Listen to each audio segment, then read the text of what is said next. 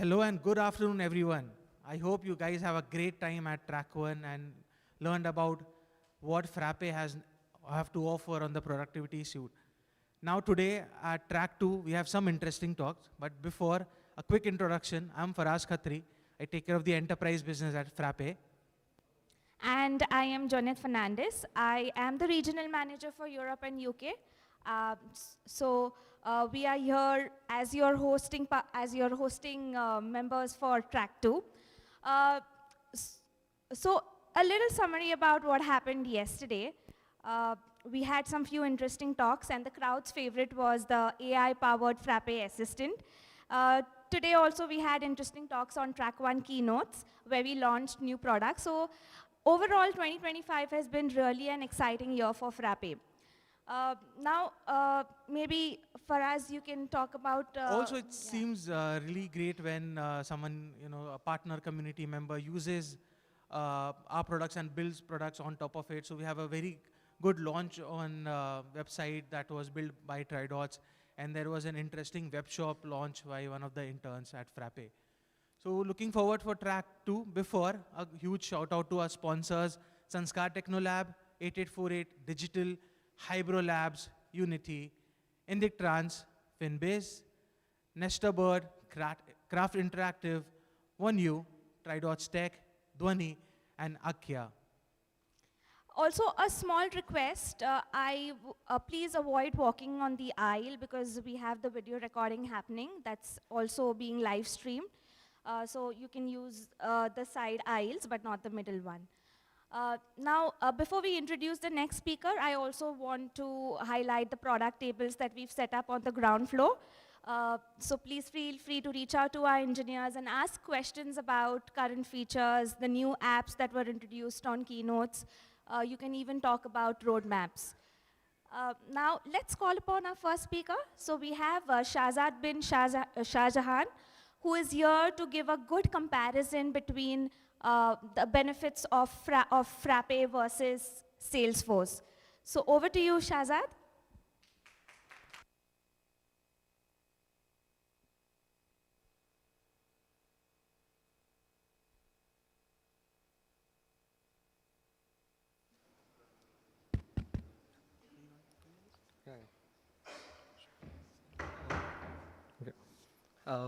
Hello everyone, I'm Shahzad from Trids. So when you think of CRM, what's the first name that comes to most people's mind? Probably it will be Salesforce because it's a market leader, a global giant worth over $200 billion. And it's used by thousands of enterprises every day. And it's rightfully so because it's feature rich, powerful, and it's the default choice of many companies. But here's the thing, just because it's the default choice doesn't mean it's the right fit. And today I'm going to share a story about how we helped one of South India's largest edtech company switch from Salesforce to Frappe. Yeah. So the client is South India's prominent edtech company focusing on providing large-scale online tuition programs. And they have about 100 plus sales agents. And here's the unique part. They don't just deal with 10,000 or 50,000 leads per month like most CRMs are built for.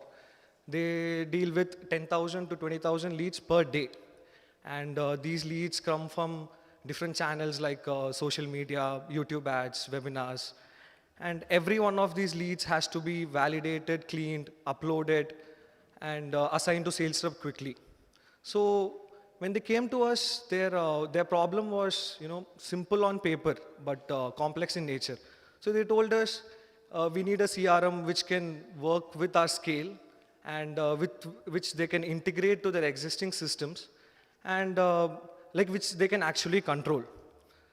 So they were using Salesforce. So we compared their requirements against Salesforce. So when we see there is high cost and lock-in. So as you would probably know, Salesforce has per user licensing. So every new user meant, additional operational costs. And then there is a vendor lock-in. And the data which we give to Salesforce is we don't technically own it. And then there is inefficient reporting. So Salesforce reports are very inflexible and customizing it is very hard. So leadership decisions had to be taken with inefficient data. And then we had rigid structures. So this client had custom workflows and processes. So customizing it in Salesforce was very hard and time consuming and was like high cost. So when we compare that to Frappe, we have open source freedom, so no licensing cost and full control over data. Then there is auditable architecture. So if you see, Frappe is built using document-based design. So with which we'll have a inbuilt versioning control and audit trials. Then robust integrations. So Frappe has default REST APIs and Python integrations. So with which we can easily integrate it with their existing systems. So the decision was clear, we had to switch to Frappe. So we didn't just build Frappe CRM.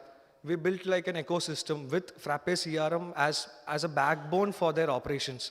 And we had dashboards for their sales agents inbuilt in Frappe CRM. Recently Sharik had launched dashboards but we had done this for our client before. So, and then insights for leaders to view data. And we had REST API integrations to integrate with their existing LMS and communication tools. But this we didn't come without any problems. For example, we had an issue where the contacts API in Frappe was it was not page native. So let's say you're viewing 20 or 50 or 100 leads, the contacts API just loaded everything. So we had 10 lakh to 15 lakh of data. So initially when Frappe CRM was loaded, all these 10 lakh to 15 lakhs of contacts were loaded and it was just very slow. So, but this gave us an opportunity to contribute to Frappe CRM and we're thankful for that. And while we were fixing all these small issues and going forward and it was working smoothly, but then we hit a major issue. So remember I told you initially that the client deals with 10 to 20K data per day. So they had to upload it using the default data import tool. And here's how it works. So they just, cleaned it and used a default data import tool of Frappe to upload it. But since they had, custom workflows, we had integrated validations, assignment rules, and hooks running for every record. So due to which the imports slowed down drastically. So what should have been a quick import, just even for 20,000 of data, it just took 25, 30 minutes. And even the, sometimes it'll just fail and it was very inefficient. So we built the Lightning import tool. So it's a tool for speed and reliability. So these are the strategies we used. So the first one is hybrid import. So the first, what it is, we used raw SQL and Frappe ORM. So raw SQL for fields like name, emails, and Frappe ORMs fields for link fields, which was linked to their workflows. Then we had custom batching and caching. So Frappe right now just dumps all the data at once. So instead of doing that, we split it into smaller chunks, so that and it's customizable in the app itself. And we can we added retry logic against these smaller chunks. And then we had caching. So frequent datas, we just cached it so to avoid repetitive DB lookups. And parallel processing. So we tried multiple workers. So these custom batches, we could run it parallelly using multiple workers. So it turned out to be efficient. And we even had type sense integrations. So with which we could have fuzzy deduplications. And we had retry logics. So it turned out good. And so you can see this is the chart. With the initial ORM import, for around 25,000 of data, it used to take 25 to 30 minutes. And with only the hybrid, which was SQL and ORM, it went down to 3.5 minutes approximately. And with the service workers, multiple processes and type sense integrations, we could get it down below 1 minute. Yeah, bro. Yeah, we'll just watch a video.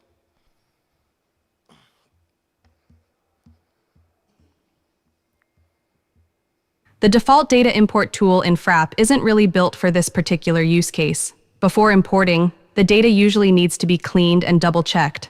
Otherwise, the process may not go through smoothly. Another limitation is speed.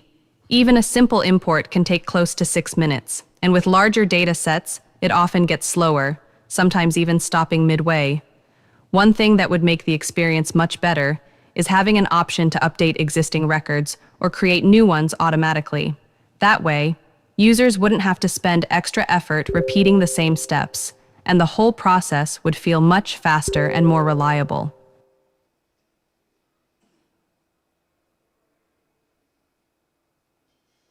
The Lightning import tool is designed to overcome these challenges.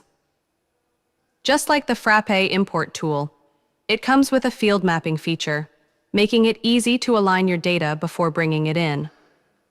But what really makes a difference is the option to either create new records or update existing ones automatically. Using a unique field selected by the user, the system can identify the right data and update it without duplication. And the biggest advantage is speed. What previously took minutes can now be done in just about 9 seconds, giving users a much faster and more reliable import experience.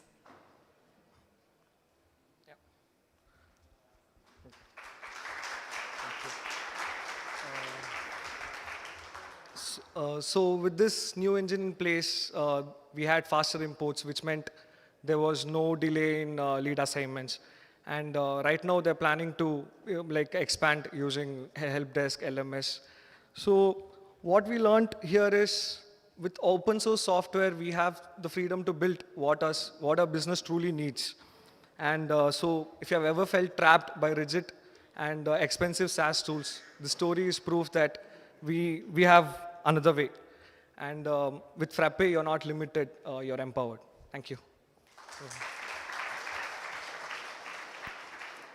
So this is a GitHub link for the Lightning import. So if anyone, any questions?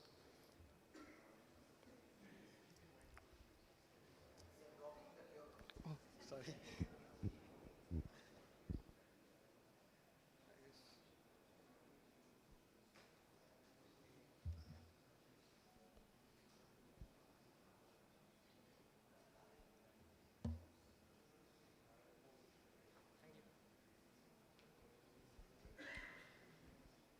Thank you, Shehzad, for this wonderful lightning importer.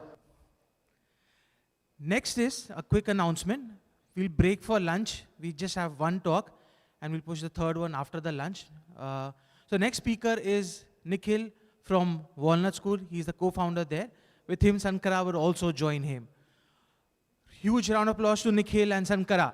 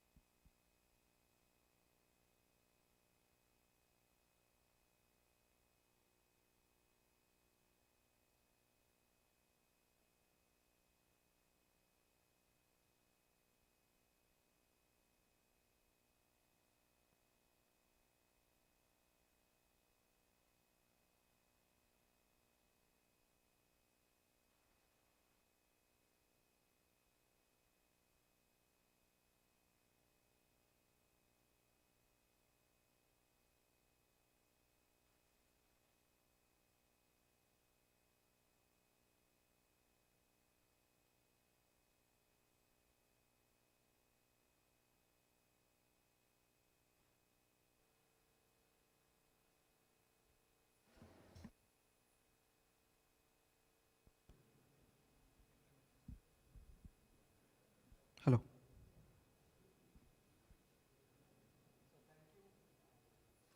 Hello. Yeah. So thank you guys for being here. Thank you Frappeverse for giving us the opportunity to talk about our journey with Frappe. So to introduce myself, I am Nikhil Karkare. I am the co-founder of Walnut Schools. We have schools in Pune, and I've been in education for 25 years. And also now I'm the co-founder of ERPNext Systems along with Shankara. And over to you. And I'm Shankar Subramanian. I am head of technology at Unity Transformation.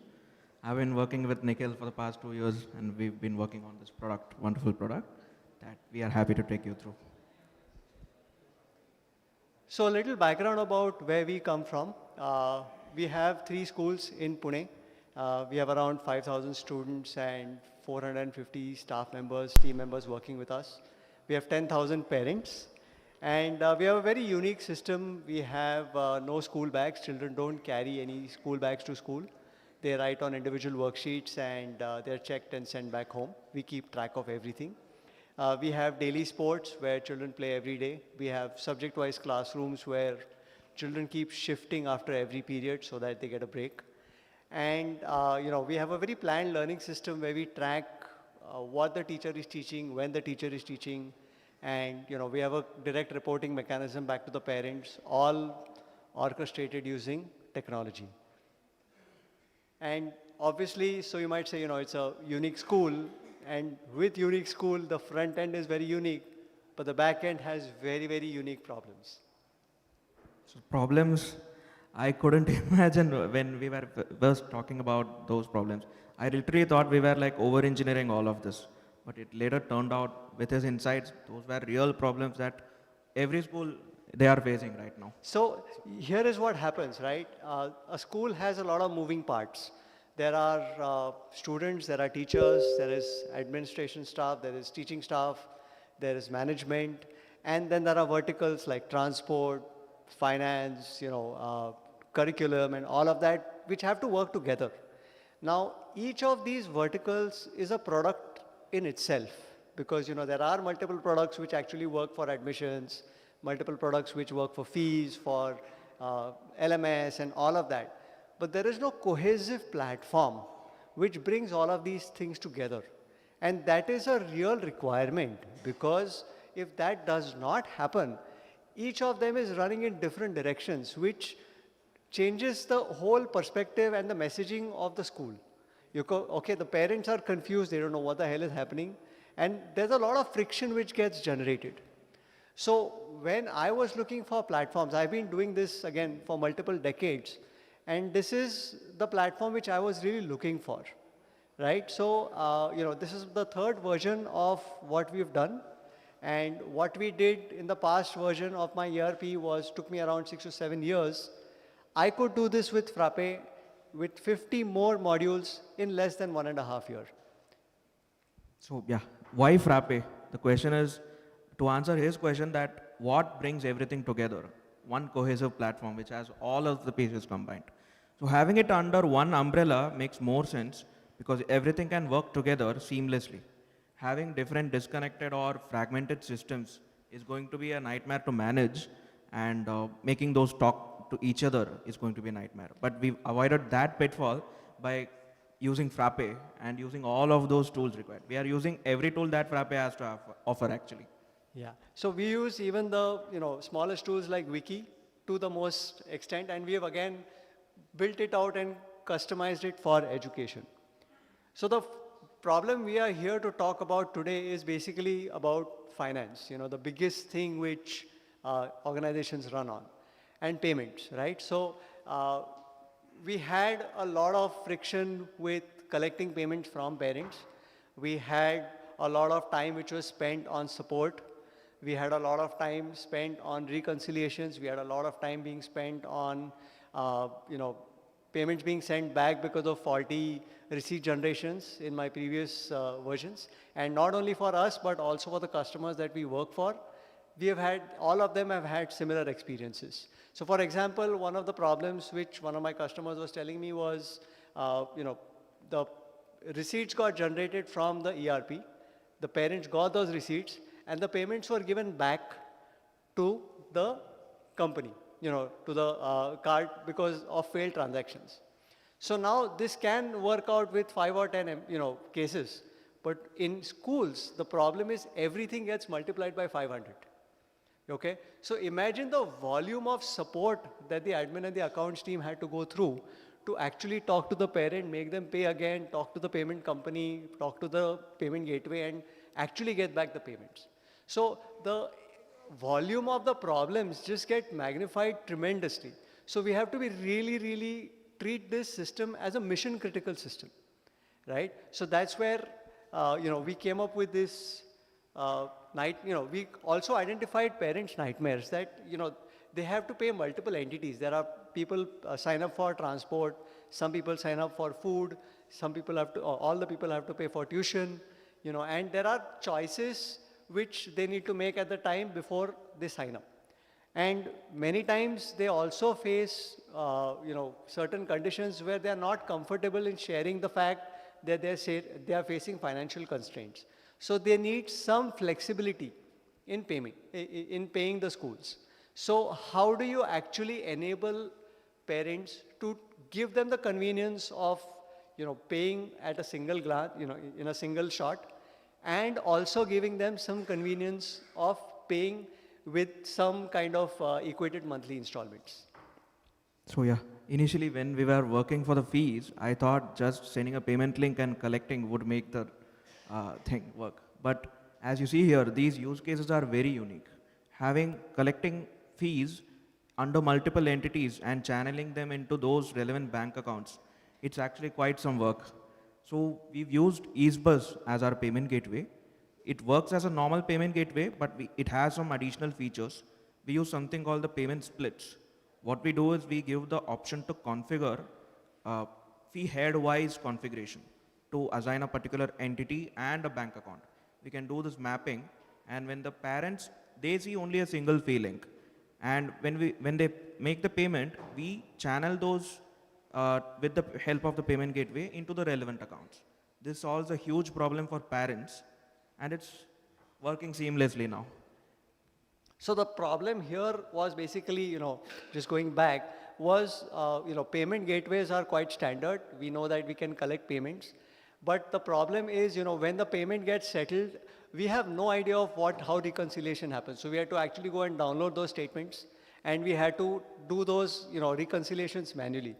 That's where, we said, why not automate it? Because we already know how much payment has come in. We know who has paid it. We have exact, IDs of the parents who have paid it because it's gone through our system. So why not just automate it? So, EaseBuzz had their API, which we kind of utilized, and reconciliations just happened automatically. We had settlement APIs from EaseBuzz, which also comes with those charges or surcharges for each payment. We make correct ledger entries into the system, calculating all of those, including all of those charges and everything. Yeah. So, next was GreyQuest. Yeah. So the problem statement is that parents cannot afford a particular fee. So instead of approaching the institution, now we've integrated with NBFCs. There are many, but we've integrated with GreyQuest, and we are right now working with 5. So what this offers is, when the parents try to pay the fee, they will get an option to pay it either in EMI or direct full payments. So when they chose the EMI option, they have to undertake a KYC process. Once they are approved, the institution will get the whole payment from the NBFC. But parents will be paying back in EMIs. It's just like a bank EMI, how it works, but that's very smooth experience for parents actually. The next question which obviously came up was, what happens to these payments once they hit the bank? So obviously the next thing is bank reco, right? What we saw yesterday, Nikhil Kotari showed about, manual reconciliation using Linux Mint, which is released yesterday. We thought, we could go a step further and automate the whole process. Yeah, that's where the ICICI integration comes in. We did 2 things here with the bank integration. One is reconciling and double checking those entries, the settlement entries which came from the EaseBuzz or the payment gateway settlement. That is one part of it. The next part is quite interesting, is that we are able to solve your payroll and your purchase problems. All of your payments now goes out directly from the system with an approval. So did you do all of this? Obviously, no, we couldn't do all of it.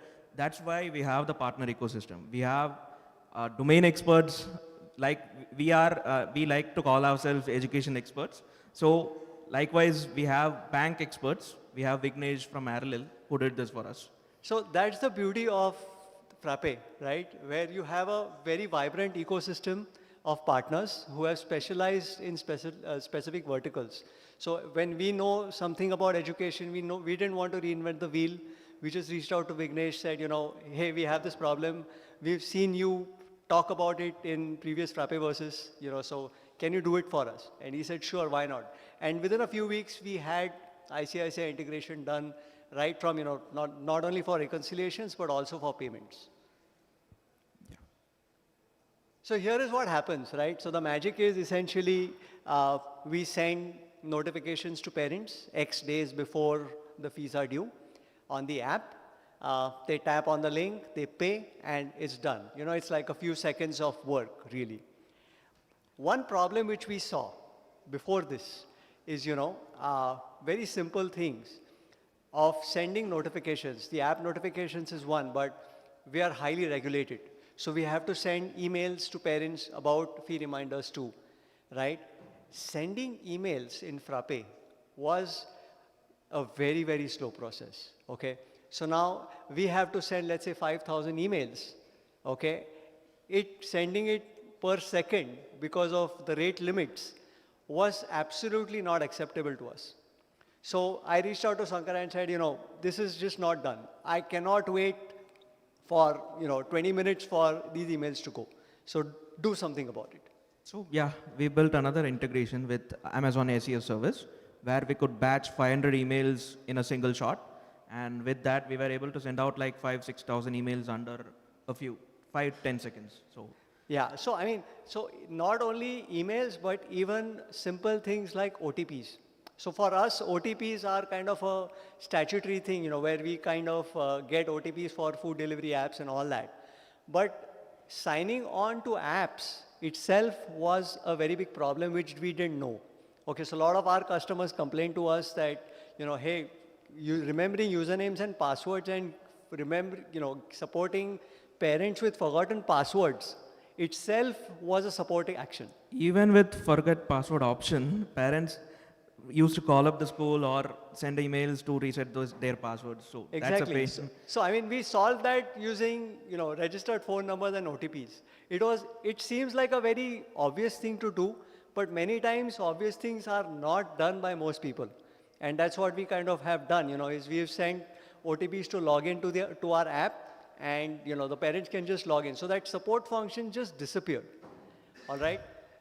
Now, how can you use OTPs in more creative ways? Again, as I said, we are very, very highly regulated. Compliance is one of the biggest things that schools have to do. So we have to do, some kind of undertakings which we have to send to parents for them to accept rules and regulations. We send them an OTP and make sure that that OTP is printed along with the IP address and the ID of the parent onto the signature part. And now all our documents are digitized and compliant and stored on Frappe Cloud, right? So OTPs can be used in multiple creative ways too, just where, you have to apply your head to this. So yeah. So yeah, this is the result of our work that we've done. You won't need an accountant in your school. You just have to export these reports and send it to your CA. So yeah, that's the final goal that we've reached. So talking about insights, since we have everything in one place, in one database, this makes more sense. So we have all the data in one place. Nikhil is able to get all of his insights here. One more quick note is that he doesn't rely on a developer or me to create these reports. Interestingly, we have Frappe MCPs with Claude Code, and he's able to just ask Claude what report he wants, and it generates it for him. so That's not quite only nice. that, we can also, I can tell Claude to go and connect using API to, Frappe and actually create reports at the backend directly, which I can expose to my users and accountants when they want it. So Insights also has an interesting feature of setting alerts. How many of you know about it? You know, okay. So Insights has an interesting feature of setting alerts. So on reaching specific conditions, you can send emails automatically.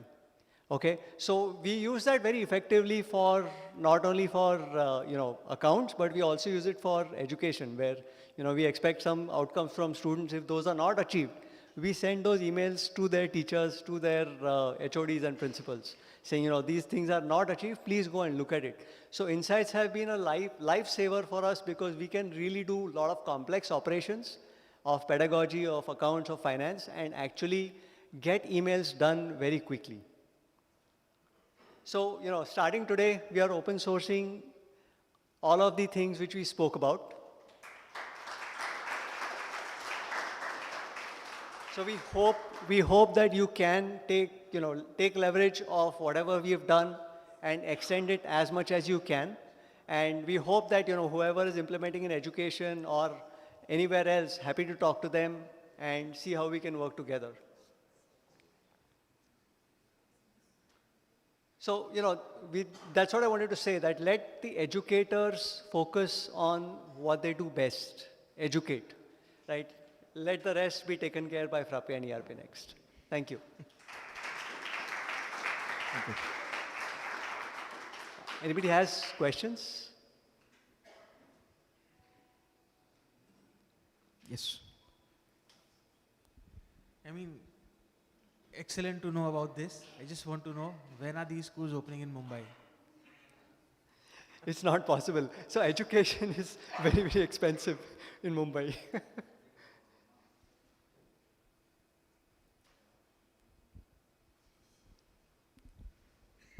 Hi team, great work. Can you also tell me on that ICICI integration, is that also part of the previous slide that you showed us? The previous slide, in the sense, Okay. can you go? Which has that open source thing? We don't have ICICI open source. It's with our partner RLL. okay. So you might. You It's can upon the reach out. partner to open source it or not. We didn't want to step into issues and open source Sure, it. sure. Okay, thank you.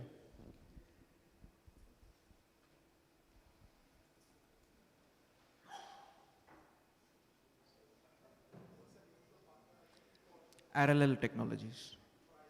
RL Technologies, they have integrations with ICICI, Axis, and many banks.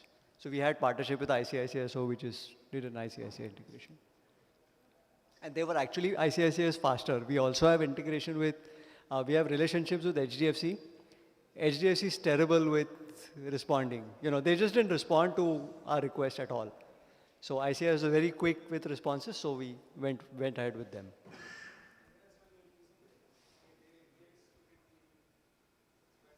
Yeah. So they're quite professional. They have the sandbox and everything ready, and they give it quite quickly. Cool. So thank you guys. Thank you so much. Thank you so much.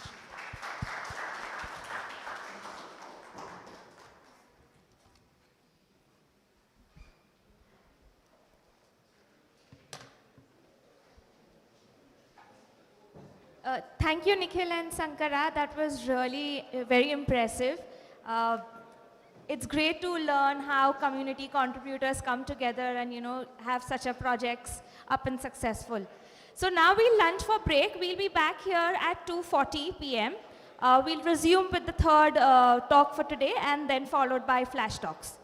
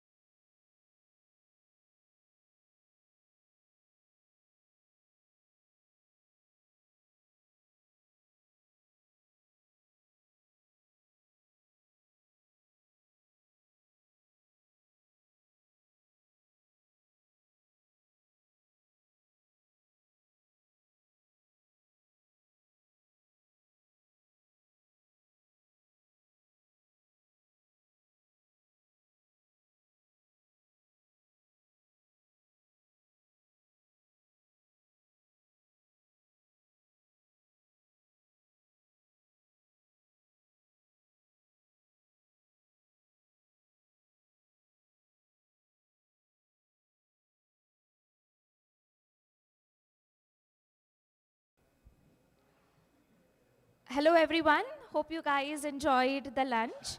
We are resuming with the talks for now.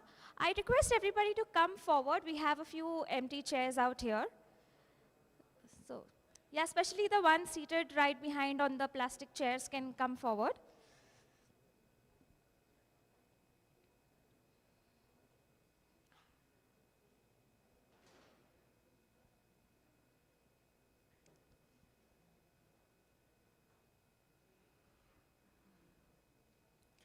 Perfect, thank you. So our next speaker for the day is somebody who's going to walk us through their journey of how they configured a distribution management system in ERPNext for a large OEM. So please put your hands together for CA Harsh Agarwal, who's here to walk us through their journey.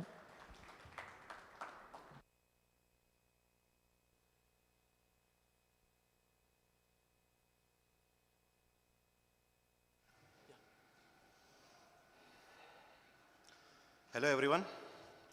I thank Frappe for giving me this opportunity. So this presentation is all about how to use ERPNext creatively and Frappe creatively. So can I get a quick raise of hands of people who have worked with distribution management system? Anybody here? Yeah, one, few of them. And anybody have come across primary sales and secondary sales? Great, great. So for the benefit of others, I would like to just give you a brief understanding of what is primary sales and what is secondary sales and what is distribution management system.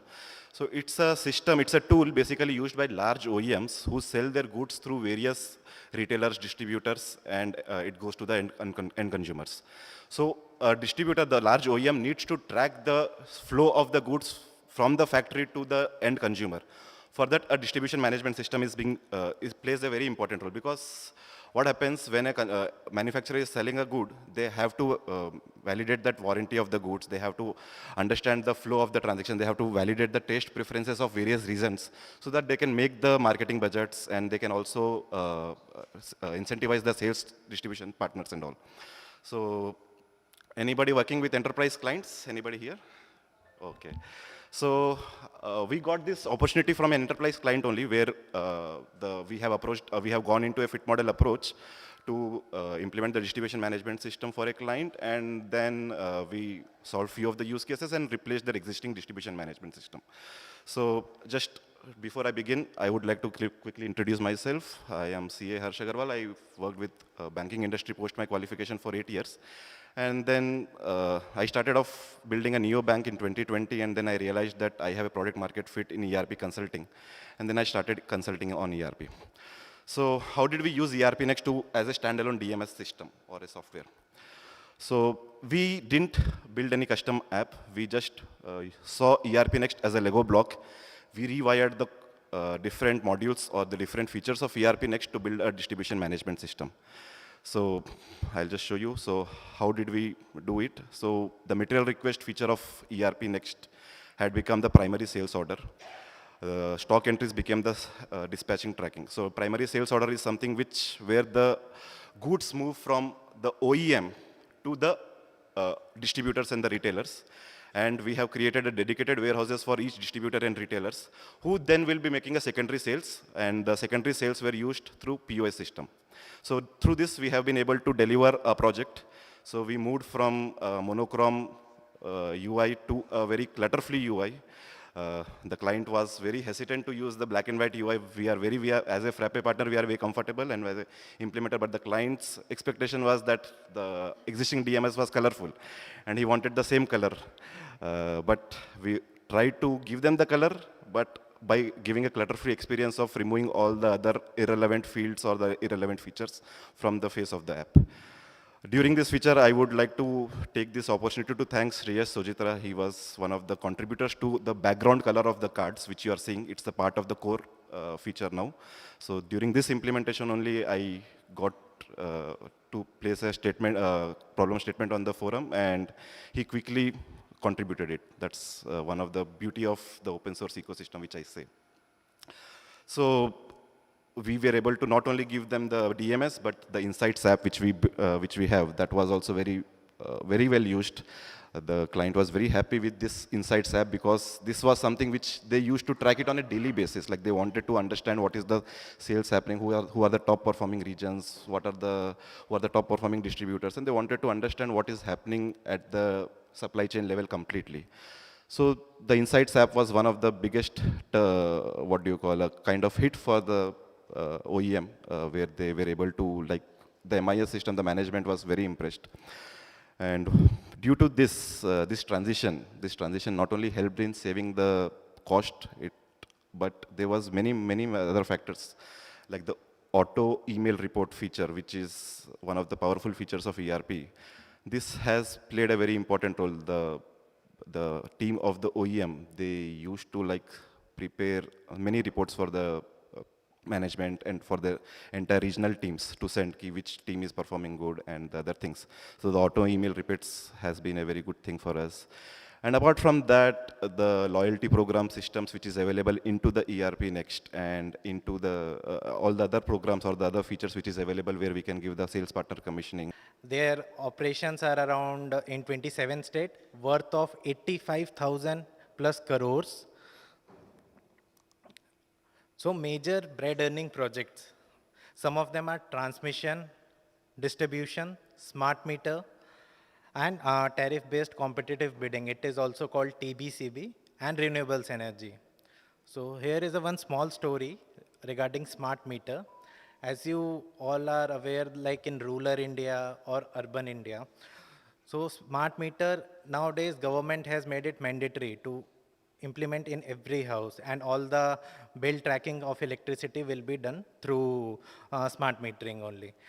So this was the project where REC was exactly not able to cope up with our system to give a requirement and what they were looking for exact process. So at this point, Deloitte came into a picture, and Deloitte has helped us to configure the exact requirement, what they are looking for, because Deloitte is one of the consulting firm for smart meterings and other kinds of a project into utility sector or power sector. So they have helped us, and yeah, I will thanks Deloitte to help us to onboard this smart metering project. So just let's quick view of REC books. So till now, REC has distributed around 5,66,883 crores of loans to our different vendors in a country for a power sector development. They have a net worth of around 77,638 crores as of 24 and 25, a net profit of around 15,713 crores. So you can understand how big this entity will be. And it is also registered with RBI as a non-banking finance company and public financial institution, PFI, which is. So our project journey started somewhere in June 2024, and we successfully roll out on 23rd May 2025. So during this year, there was, as a PSU entity, a government company, lots of challenges came to adapt the system. They are using around 2 to 3 different software.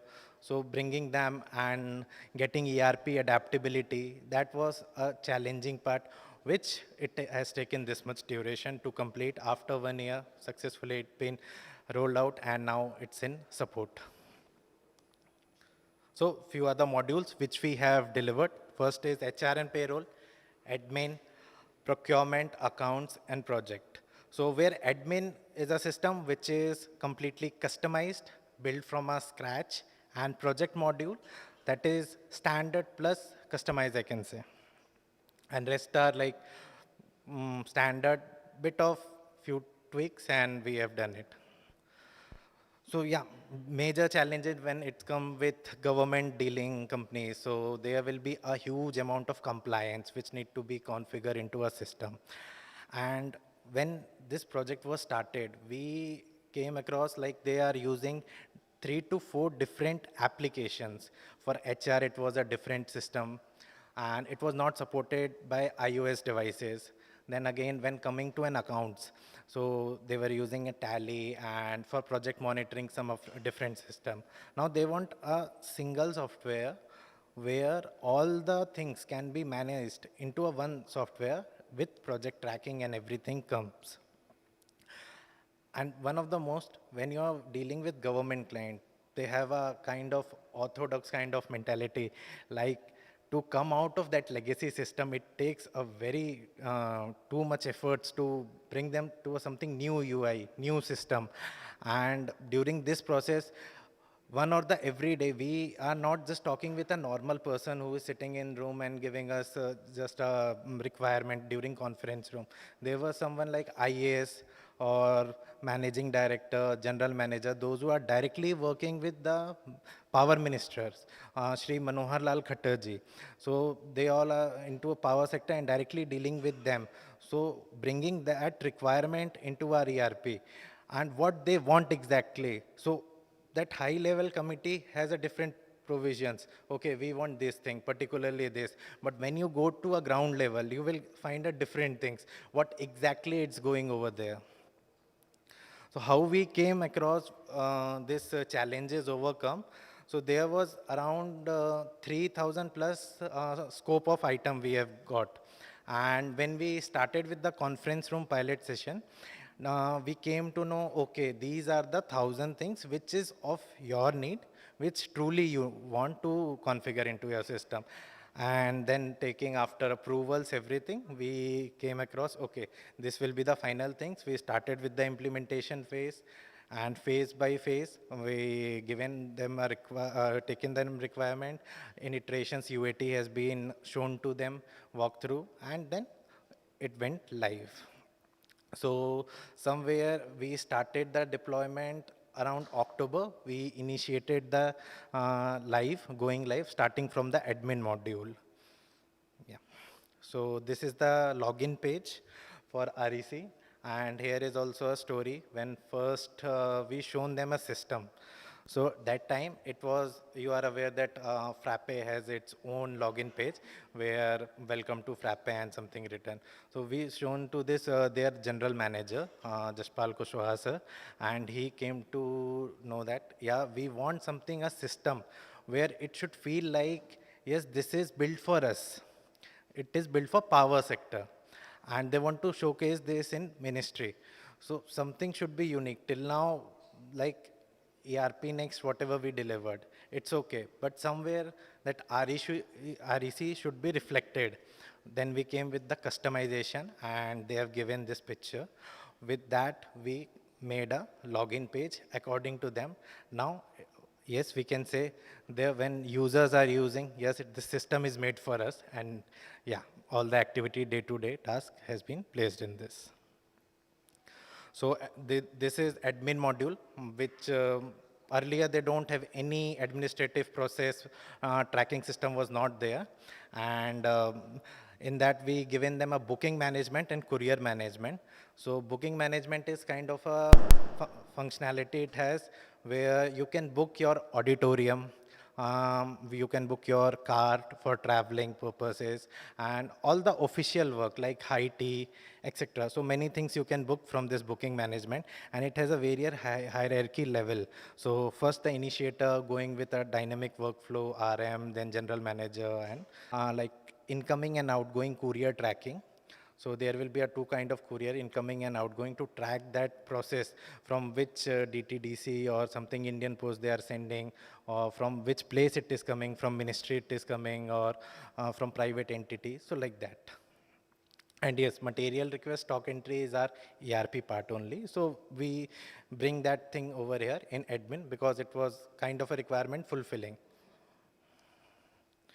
Now, when it comes to a bank guarantee, this is the dashboard.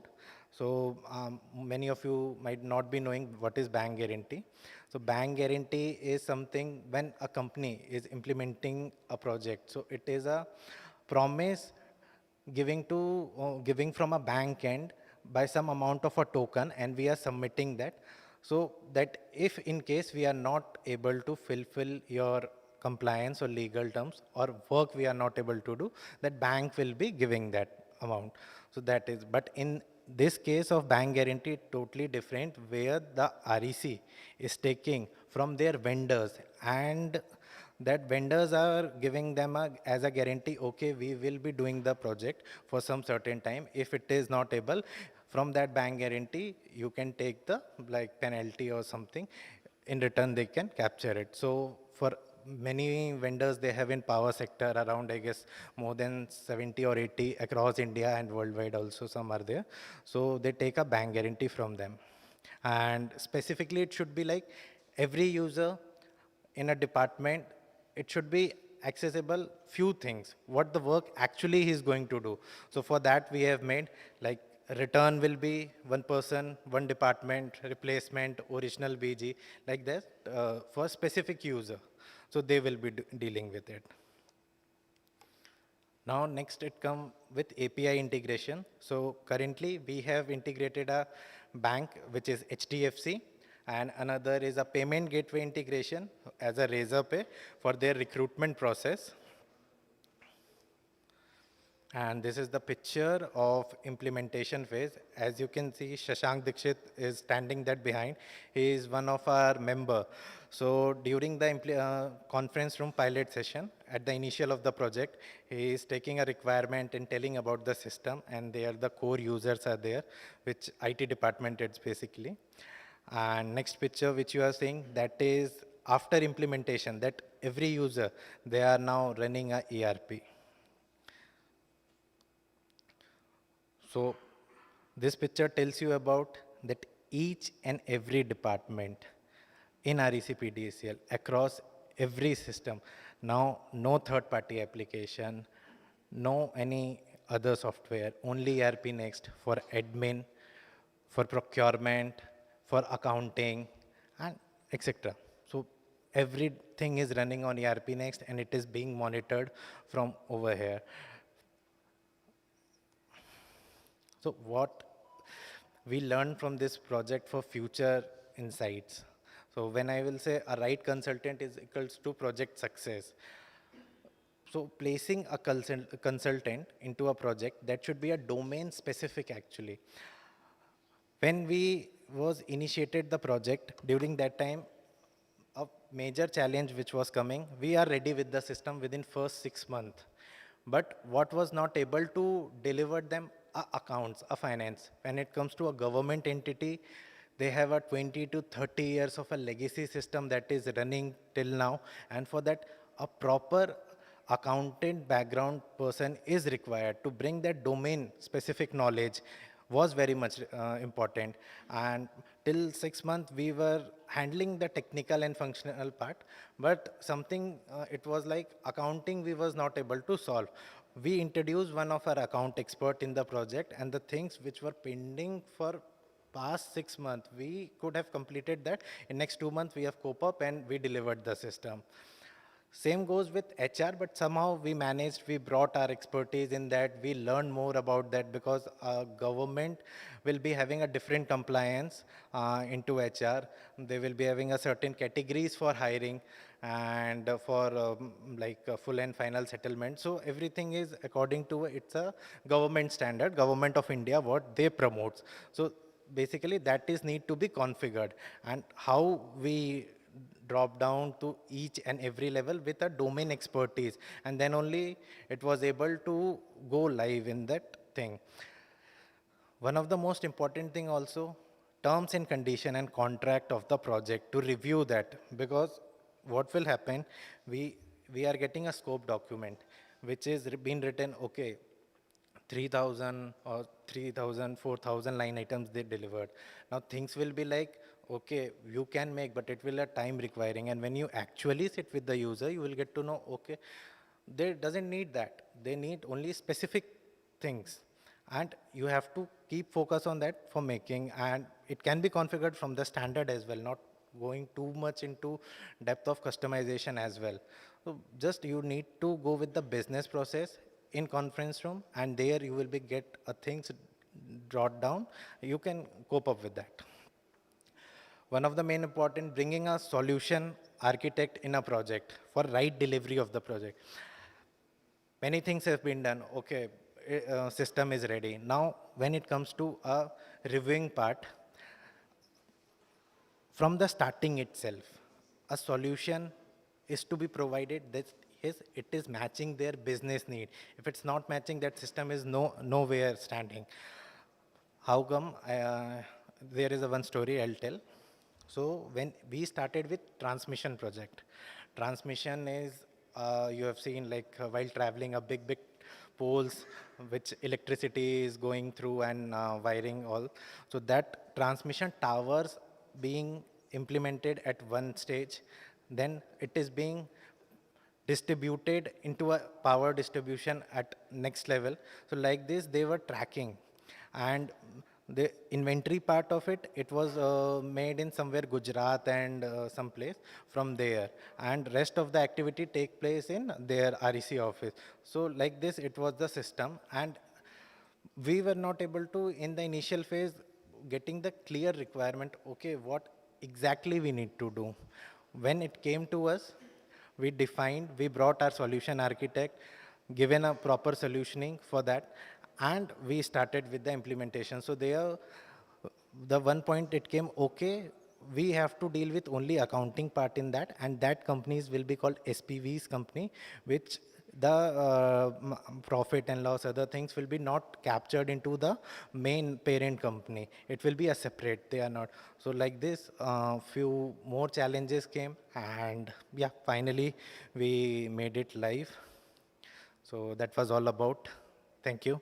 Thank you so much.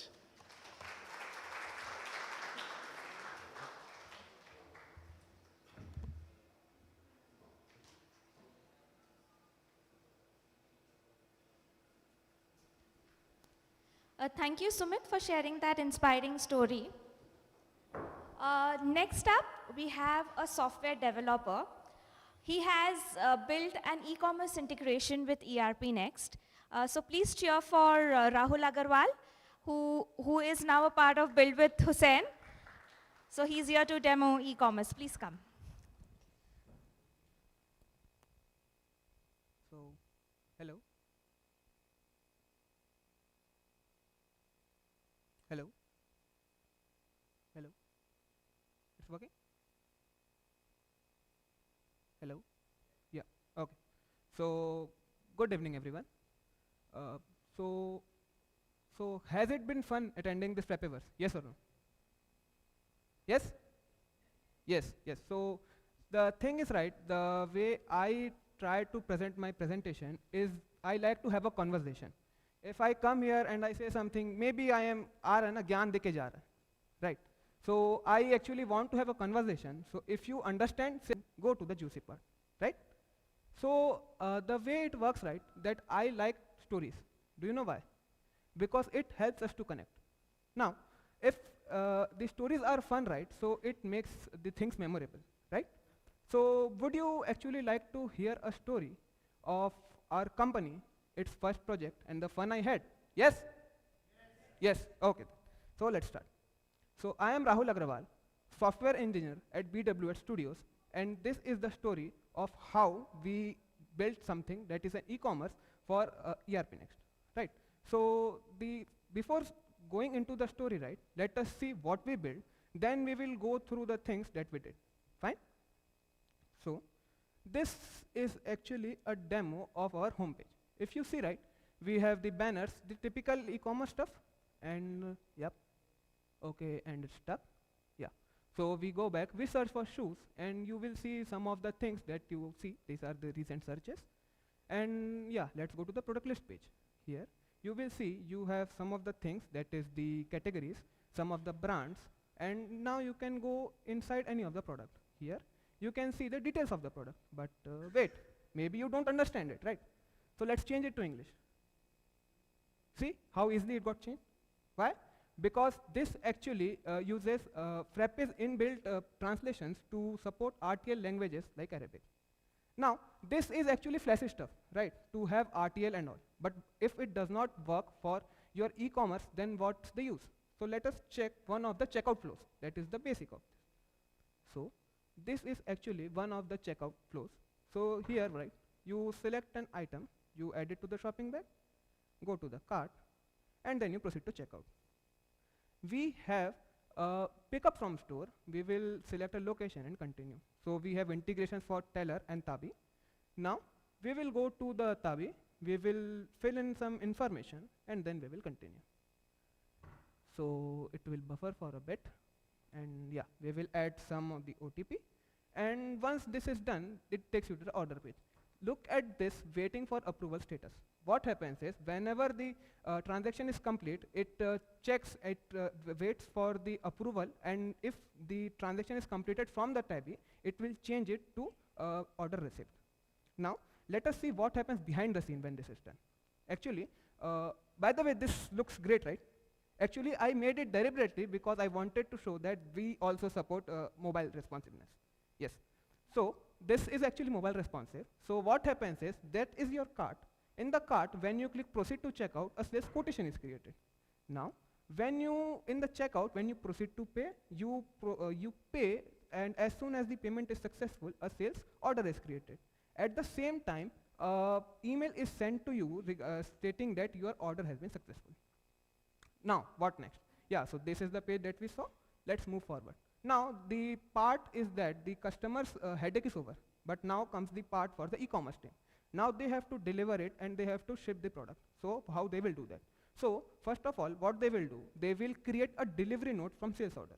Now, once the delivery note is created, right, so they will create it and then submit it. And here, right, if you see, I think, oh, the laser works, fine. So if you see that this one, this status, and we can basically trace it, maybe here, right. So this actually is a custom field that we added, which helps you, which helps actually both the e-commerce team and the customer to locate where the package is. So if we go back, see what happens when we create a delivery note, the status changes to preparing for shipment. If there is a certain doc type, that is ERPNext shipment, consider it as a shipment doc type. We will go into it a bit later. So once you submit it, the order is changed to ship, and once a sales order is created, the order is completed. Till now, the checkout flow is complete. But what now? Now, once the checkout is complete, maybe you want to return some items, right? So if you want to return some items, maybe we can see how that works. So we ordered 2 items, right? So we want to return, let us say, the first one. So this actually supports partial returns. So I will basically check for reason and then return it. Now, as soon as the return is pressed, it goes to a delivery note. This is actually in draft. Once this is submitted, you will see the order status is reflected here. Let us see. So here, right, it is now received. Now, we will refund the sales invoice that is that was created. Oh no, first is ERPNext shipment. Okay. So we will create and return ERPNext shipment because I'll show you why. So basically, this gives you a download label that you put on your package that that is used by ERPNext to track your package. Once that is done, we create a return sales invoice. Okay. That is credit note. And yep, the return sales invoice is created. The order status changes to refund initiated. Let us wait. Yep, the order changes to refund initiated. Now, once it is changed, you can go to the sales order and then you can refund the payment. You can either have a partial refund or you can have a full refund. So we will go to the sales order. We will click on refund button, and here you can basically define how much you want to refund. Maybe let us say 140 was the amount that we want to refund. We will put 140 and we will proceed with the refund. Now, this is refunded. We can actually check it via the payment entry, and once the payment entry is created, the payment request list is also updated. So we will go to the Tabi payment request list, and yep, the Tabi payment request list. Here if you see, right, we have identified that it was partially refunded, the amount initially paid and the amount we refunded. And if you go back to the website, you can see that this is successfully refunded. Now, so this was actually the complete demo for our app. Now, let us see how we got till here. Okay. So the first thing that comes to mind is how it all started. It all started with actually us getting a lead from Printex Fashion. So by the way, one of the members of Printex Fashion, Sakir Bhai, must be here, and maybe he's in track 1. So he actually got us the lead from where we started, and we basically where we started this. Now, the goal was simple. They had a client whose each and everything was fragmented. Basically, they had Animo for their store, they had an e-commerce, and they had an accounting. All of these things were separate. But they wanted to integrate all of this into way that the ERPNext becomes the single source of truth. You won't believe that they actually manually reconciled the stocks in the website as well as in the store manually each and every time. And if you think that they had more than 350,000 products, then it was a nightmare for them. So yeah, that was the state when we started it. Now, once we started, right, we collaborated with your brand mate. So shout out to Pranjal. So he created some of the beautiful designs for our app that we use in our app. Okay, so yeah, these are few of the designs. Now, see, if you see in the demo, right, it looks very fluid, right? There are no crashes, nothing, no bugs, and everything works flawlessly. But this was not always the case. See, what happened was when we started development, it was our first project. So we had a loose scoping in mind. We went for the shiny stuff that we will use something that is crazy and we will do something that will be revolutionary for the world, and then we will start with this. So if you see, right, the shiny object syndrome. So this brings us to our first challenge. Basically, we had a discussion and our founder, Hussein, suggested that we will be using Next.js. Now, Next.js is an library that is written on top of Vue. The problem, the thinking was we will have best of both worlds. We will have server rendered apps, we will have the best development experience, and we will integrate it with both. And we did have best of both worlds. We combined the problems of both the worlds into a single app. So the way it was working was we had constant crashes, we were having too much handling, and we were having lot of friction. It was as if we were fighting the stack itself. Now, if you see, right, this is actually few of my excerpts from my diary that I was writing at that point of time, because I could not say it out loud to the client, neither to Hussein. So if you go into it, right, the few things that I would just highlight, the first thing was that I was doing all-nighter every week. The second thing was that I did it, okay, so let me come down. If you see that I made it stable enough to show them a demo. Now it was crashing in my local, but miraculously it worked on the test server. So what I did was I basically SSH into the test server. I connected an VS Code instance, and then I basically changed it there directly so that they will have something to show. But what now? So then I worked till 2 AM in the night to fix it, but it was not enough. They won't budge. Then I again started at 7 AM. Now, if you see, right, the main problem that we were focusing was we were having loose scoping. So the scope was just to keep on increasing. We were having constant pressure and we were facing unrealistic timelines. To solve this, what we did was we had all of the main people in a single call. We decided that we will have a single scope, and then we freeze the scope by signing it. And that is how we actually made the things manageable for us. So this was one thing. Now I'll show you one more thing that was.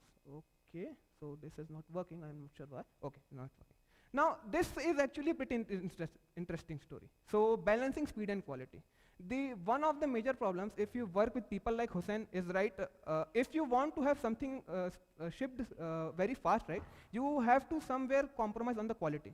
But he will not budge. So I will show you, this is one of my PRs, and if you see the conversation, right, he had made me change the code 21 times. So he would go through the code again and again, highlighting the things. So even if there was one thing that was not right, he would again make me make a PR. I would have to raise a PR and then he would merge it. So yeah, at this point of time, the biggest bottleneck was not the client, but Hussein itself. Yeah. So now, see, it was actually a great experience also for me, because I was either working with speed or quality, but he taught me that it is not speed or quality, but you have to balance it and you have to work with speed and quality. That is what will make you a great developer. So then I started doing that. So yeah, the things were pretty good. Now, this is one of the things where we had to brainstorm a bit. So basically we hit limit with the vanilla. So what was happening was that in the, if you see this screen, right, so we have this available colors. These available colors are actually the these are actually the attribute values of a template. So suppose I'll try to explain what I mean. In the ERPNext, right, you can either publish a template or you can either publish, or you can either publish a variant. So you can either publish a sandal template or you can either publish sandal black 6. There is no way to publish sandal black, sandal blue and sandal green, right? But this was something that our client wanted specifically. So what did we do? We created a new data structure, and to implement that data structure we had two doc types. Okay, so yeah, this is actually the representation of what was missing. So this actually in the middle was missing. We either have this or we have this. Okay. Now, okay, please work. It worked. Okay. So now we created a doc type named style attribute configurator. So what it does is it takes the item template, it takes an item attribute, maybe let us say color. Now it will fetch the template, and then it will create separate pages that are published into your app. So if you see, it created 4, and those 4 contains the different details for the pages as well as the sizes. So now if you see this item code, right, this is actually an ERPNext item. The size is actually the size that we see in the website. Now, so this is how we handle it. Now let us see how it so basically how it made ease of use, how we made it easy for the e-commerce team to use it.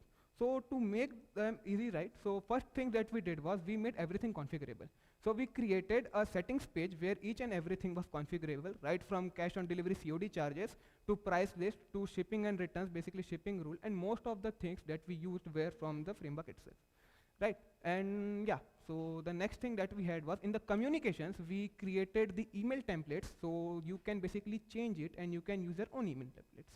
In the footer, we basically added social media links so that the social media links are now again configurable in the footer. One of the major things that we did was we created bulk action input. So now what the user can do is basically he can go to he can basically create templates, and then on a click of a button, the thing that we did manually, right, everything will be done from here. Item templates will be fetched, and from that the pages will be automatically generated.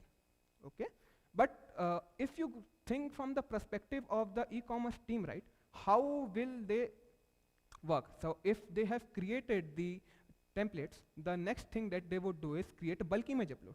So what it allows you to do is it allows you to add images directly into the web pages. So this is actually works whenever you submit it. And yeah, so once the image is uploaded, you have to publish it. So this gives you a way to publish the variants. And yeah, this is basically, this doc type actually works on the principle of system console. So you cannot submit it, it just works as it is. The other thing is that we created few of the reports so that you can get insight into the system. The first one was item without style attribute variant. What this does is this gives you the analysis of all the items which do not have web pages. The second thing was the items without images. So you can check which all items do not have images, so you can upload them. And the third one, items without stock. This was actually a consolidated report which gives you the insights on each and every item, each and every item style, each and every item style that has images, whether they are published, whether they have available quantities and whatnot. So yep, and this was all the things that we did. So in conclusion, we were able to integrate the system with ERPNext, but that was not the only thing. What else we could achieve was that if you see the metrics, right, we were able to decrease the transfer size from 1485 to 630 KB. That was a reduction of more than 50%. If you see the largest contentful paint, right, we decreased it from close to 12 seconds to maybe less than something as low as 2 seconds, which made it actually 6 times faster. So yeah, one more thing. I don't think Hussain also knows this, but this is the screenshot from the last night, and they have uploaded close to 201,000 SKUs. The goal is to upload 350,000 SKUs, and after that, maybe we will go live. Yeah, so these are all the things that we have done till now. And yeah, so we cannot end the talk without talking about open source. So basically, we have made both the apps open source. The Tabi Frappe is actually open source from the day one, but this LS shop is actually open source, but this has very, skewed documentation, so I don't think so you will be able to use it. So I will try to basically add the documentation and the API reference so that it will be usable for you. So yep, so that's basically it. So this is actually the complete story, and I'll see you at Build 2026.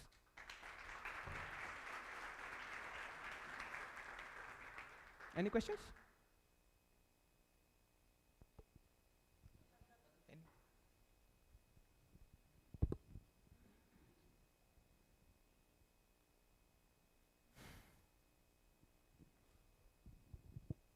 Hi. Hello. Is it work with a variable product? Variable product as in? You have shown the simple product, variable products, which have variables like color, size, Yeah, t-shirt so size. this actually is a variable product. So yes, we do. So what's your question? Currently, it is present in the Yes. system. Currently, it is present in a system. Yeah, it is currently present in the system. Okay. And the filter option, like filter by price, filter by rating. Yeah. So we actually have filter by size. Okay, so if you go back right, I am not sure. Okay, so this is not working. Yep, so actually we do have, if you want, right, I can show you later after this event so that how the filters and everything works. And the another question is it used for a multi-vendor?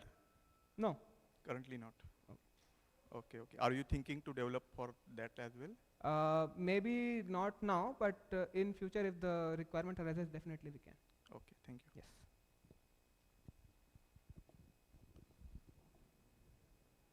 Any more questions? Yeah. Help. For the website, what was the tech stack? Like, was it a So the Vue.js? the tech stack that we used later was HTML, Tailwind, and for reactivity, right? Because we wanted some kind of reactivity, we used Alpine.js. Oh. So yeah, for the front end we were using this, and for the back end we were using Frappe.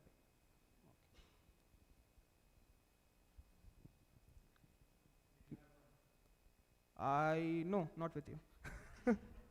It Hello. was actually kind of fun, kind of torture, but yeah, it was fun. Hi Rahul. Yeah. Actually, Hello? here. Yeah. So does it have replacement options also? Means you showed that refund option, right?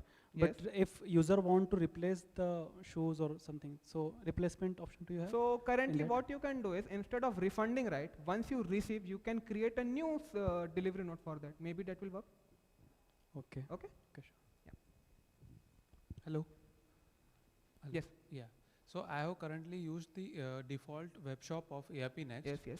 And when I'm using or increasing the couple of items, like couple thousand items in website, so when I have to scale the website, do I just increase the infrastructure, or do I need to reshape the web shop current APIs? See, if we talk about web shop, right, we are against it. So that's why we built it from scratch. So sorry to say, but actually it was not usable for us. So that's why we did this, but I am not sure if you can. Maybe if you, because what you are saying, right, it is actually what we call a scaling by credit, right? If you basically create more servers, it won't solve your problem. It will just delay it. So actually now some of the code itself, right, in the web shop is not, I don't think it's optimized for that. So maybe you might to have find some replacement for it. So maybe I will try this, and if I Yeah, need, yeah. I'll contact you. Sure. Thank you. Thank you.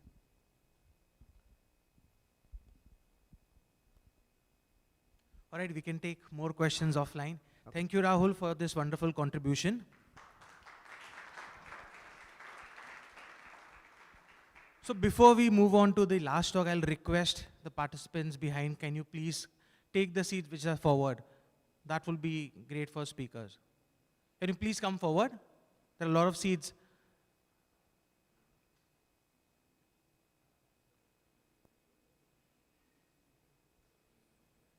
So after this talk, we will have 4 more flash talks. And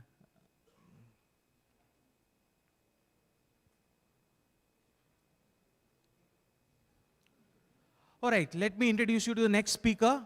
His name is Deepak Batra. He's from Dhwani. So Dhwani is into social sector. This talk is about how they use Frappe and help the social sector. Over to you. Thank you.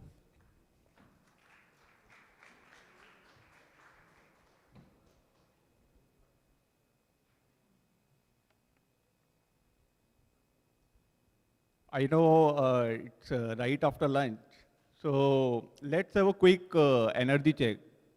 How many of you have ever worked with an NGO or maybe supported them?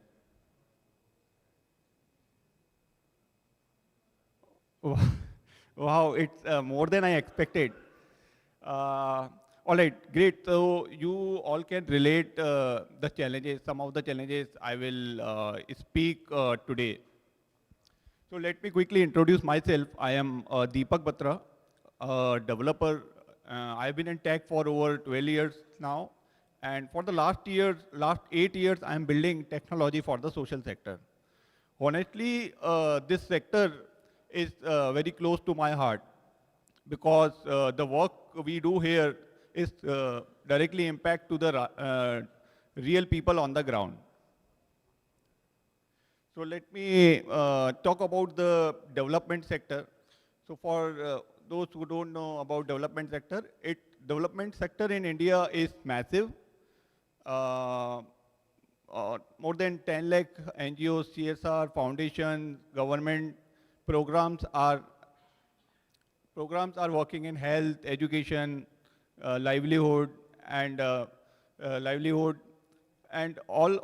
together they are changing millions of lives every day.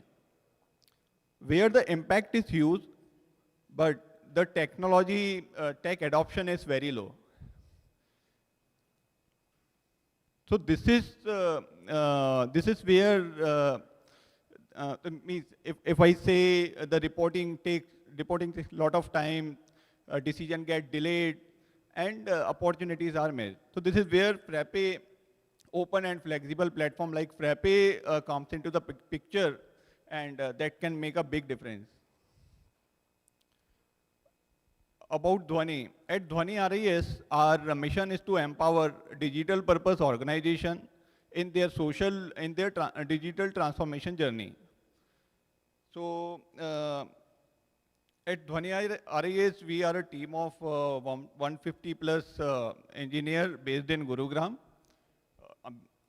combining understanding of social sector and the strong tech skills.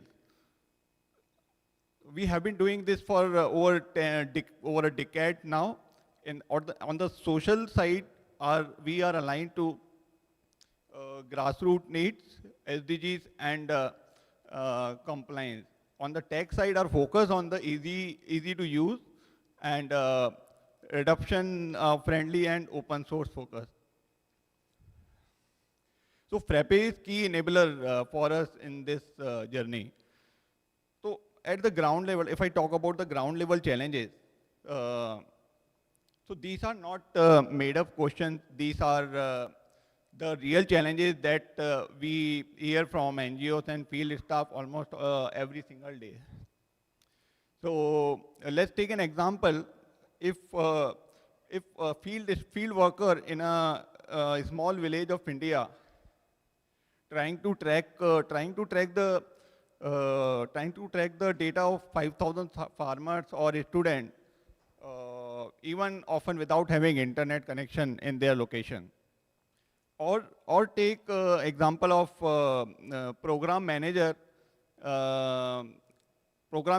across 10 NGOs, where every NGO works differently. And then another challenge of the scale.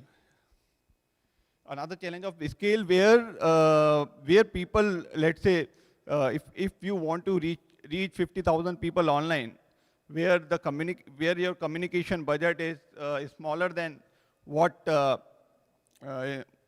most startups spend almost in one campaign today. So let me ask you, if you are that field worker and you are asked to do the same activity to collect data from this situation with having simple phone, how will you do it? So exactly, this is the real challenge, and thousands of field workers like this are facing the same issues in our country. At the system level, things are getting even more worse. So where, let's say, if I want to monitor a different program across CSR, NGOs, and government agencies, in spite of having their different reporting styles. And even if I do have beneficiary level data with us, but it's remained unused. because because how why it is so difficult like to tell a story to the leadership or maybe donor from these data. And if I want to digitize government schemes across multiple states where each state is having different languages, different format, rules, set of rules, and the adoption is quite difficult. Adoption of these schemes are quite difficult. And the last one is the offline. Most of our field workers are working in the remote areas where internet and network issues are there. So the first thing, the offline data collection is the biggest challenge in this area. So once the data is collected, the next challenge is the visualization, how this data could be visualized to that actually helpful for the end user. Why Frappe felt right? So having with these challenges with us, we went for a right tech approach. So Frappe actually naturally fit for our needs. So if I talk about first open source flexibility. So Frappe provides open source flexibility. There is no lock-ins or no hidden cost. We may shape our product for our sector as our sector needs it. And we wanted the development quite faster because so that we can deliver faster and every NGO has their different needs. And third one is the community and the active ecosystem where adoption of for scale and day by day it's improving. And the last one is the culture. Frappe built on very collaborative way. This is the same way we work with our partner. We don't build for them, we actually build with them.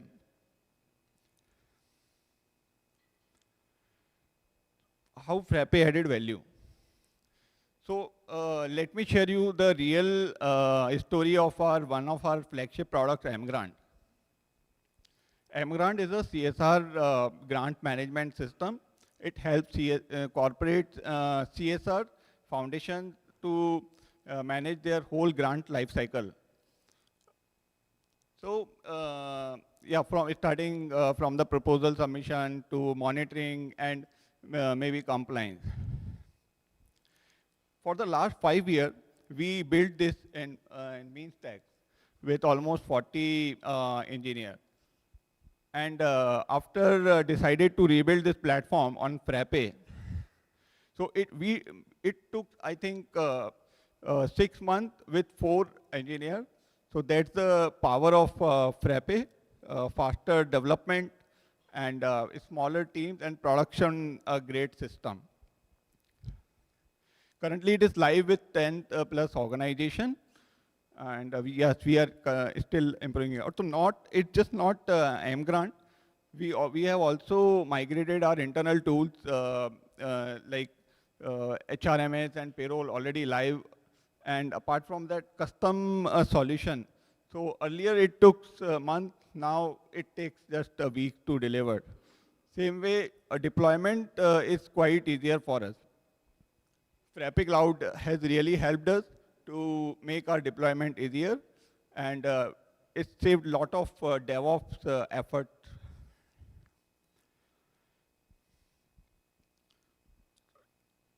So while building product for our partner, we also want to avoid repeated work or maybe repeat the same work again. So we packaged it and we made it, we published it on Frappe Marketplace as open source app. So these are some apps which we have published it on Frappe Marketplace. If I talk about the desk theme is a theming solution for Frappe and ERPNext. So everything from login to navigation bar, header, footer, tables, and even widget can be personalized through this theme. And second is mYojna. mYojna is the entitlement and the beneficiary data tracking system. It's really helpful for the NGOs and CSR who are doing through this entitlement process.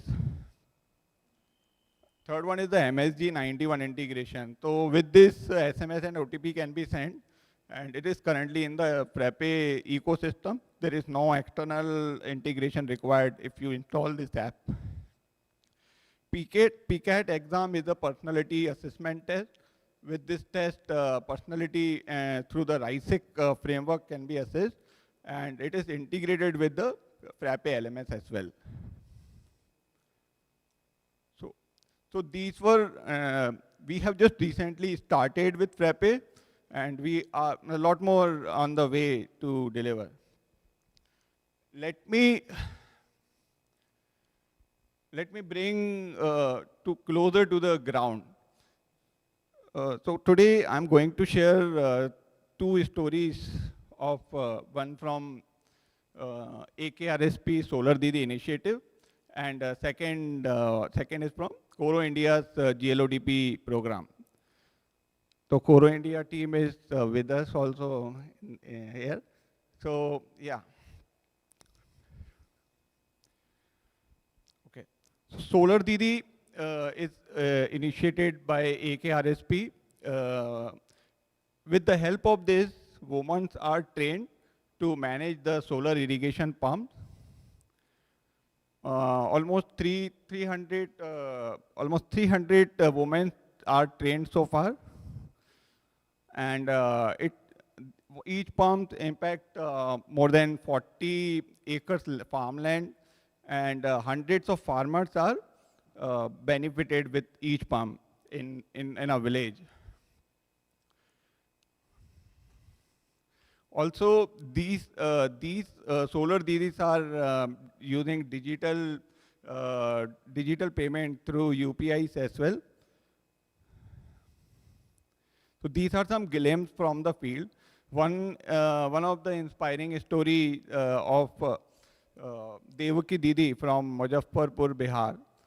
So she has also recently praised by our Prime Minister Modi in Man Ki Baat. So she has started. She was the first solar pump irrigation manager in that area. So I also personally get a chance to meet with her in the field visit of this system. So earlier, this data was being collected on the paper, registered. You can see the registers. They track the data in these registers only. So now they are moving online. So all this stuff will go online, and that management go easier. Data can be tracked very easily, and we can tell the story from this data that we are capturing through the platform. Next is Coro India. So Coro India is an NGO based in Mumbai. So it's a 35 years old organization. So if I talk about the GLODP Grassroots Leadership Development Program, so it's being running from 2008. So you believe me, it's all the data being captured through registers or Excel so far. Recently, it went live on field, and if you talk about the impact of this program, so more than 5 million people are impacted so far, and 19,000 women in a single woman organization. So currently, it's live on Frappe MIS and on the field. So I would like to invite Sabera from Coro team so that she can really share the experience of this digitization.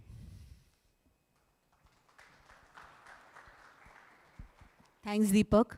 My name is Sabira, and just to introduce myself, I have a lot of experience into IT sector, and of late, I decided that I would like to move to social sector, and that's why for the last 2.5 years, I'm with Coro India, and similar kind of roles, but more impactful in this space. So that's about me, and let me tell you a little bit about Coro. Coro is a 35-year-old organization, and basically it has empowered, basically in this 35 years, it has worked towards empowering marginalized people in Maharashtra and Rajasthan. Basically, how do they do it? Basically, they want the marginalized people to take charge of their own destiny. And by doing this, they are transforming the entire landscape from where they come. So that's in short what Coro does. And in the process, Deepak has already talked about the impact that Coro has had for the last 35 years. 5+ million people have impacted by the grassroots leaders that we create.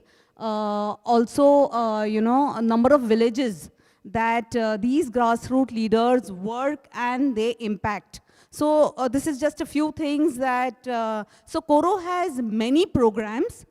We have around 13 programs, and GeoloDP program that Deepak is mentioning is just one of the programs that we work with. And the impact that Coro creates is far and deep in both the states of Maharashtra and Rajasthan. So all these years, from 2008, the grassroots leadership program has been going on.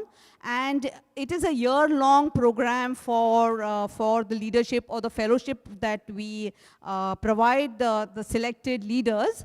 All these years, from 2008 to 2024, has been a different kind of a journey, although very impactful. But this is the first year we thought that let's try and automate few things, automate some of the steps by which we could hasten the process. So that's how we came in touch with Dhwani, and Dhwani convinced us. We had different plans.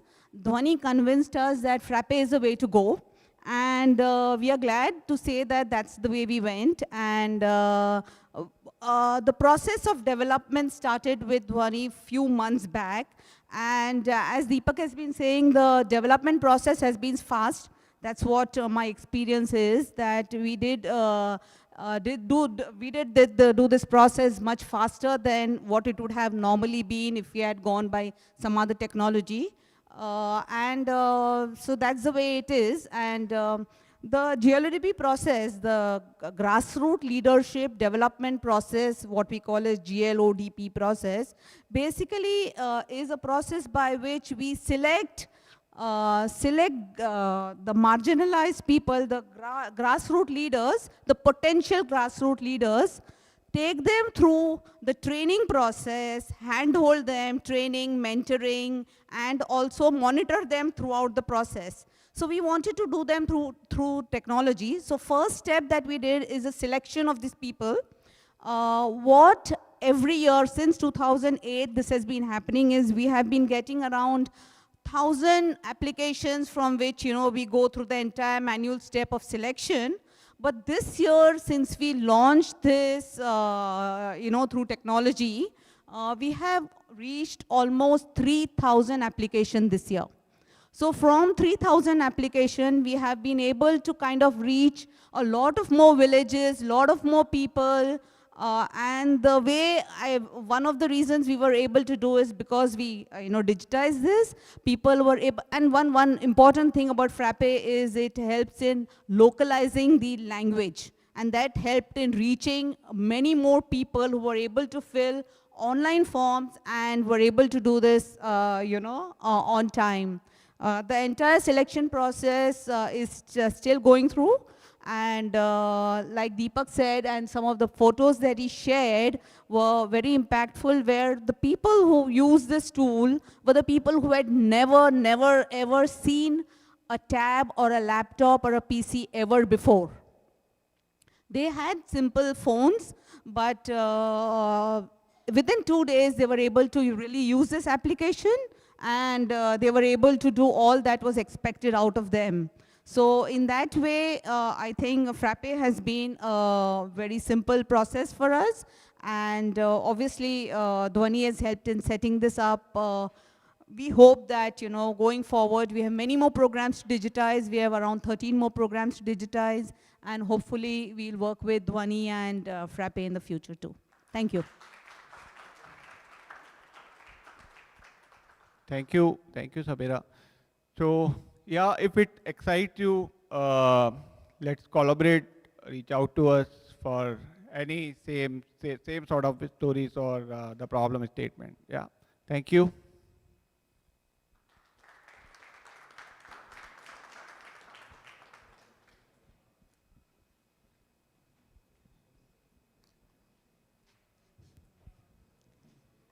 Thank you, Deepak, for showcasing the sophisticated solutions you've built even for the social impact sector with the help of Frappe apps. So next up, we will start with the Flash Talk session. We have our first speaker for today. So Mirza Ari Beg is here to talk about ERPNext, AI and automation for project management.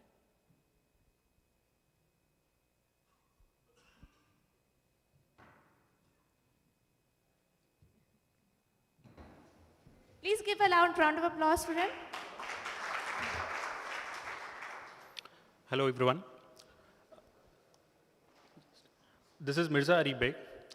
I'm an engineer by profession, and I've had the opportunity to work on a couple of ERPNext projects, and also I have built custom apps on Frappe.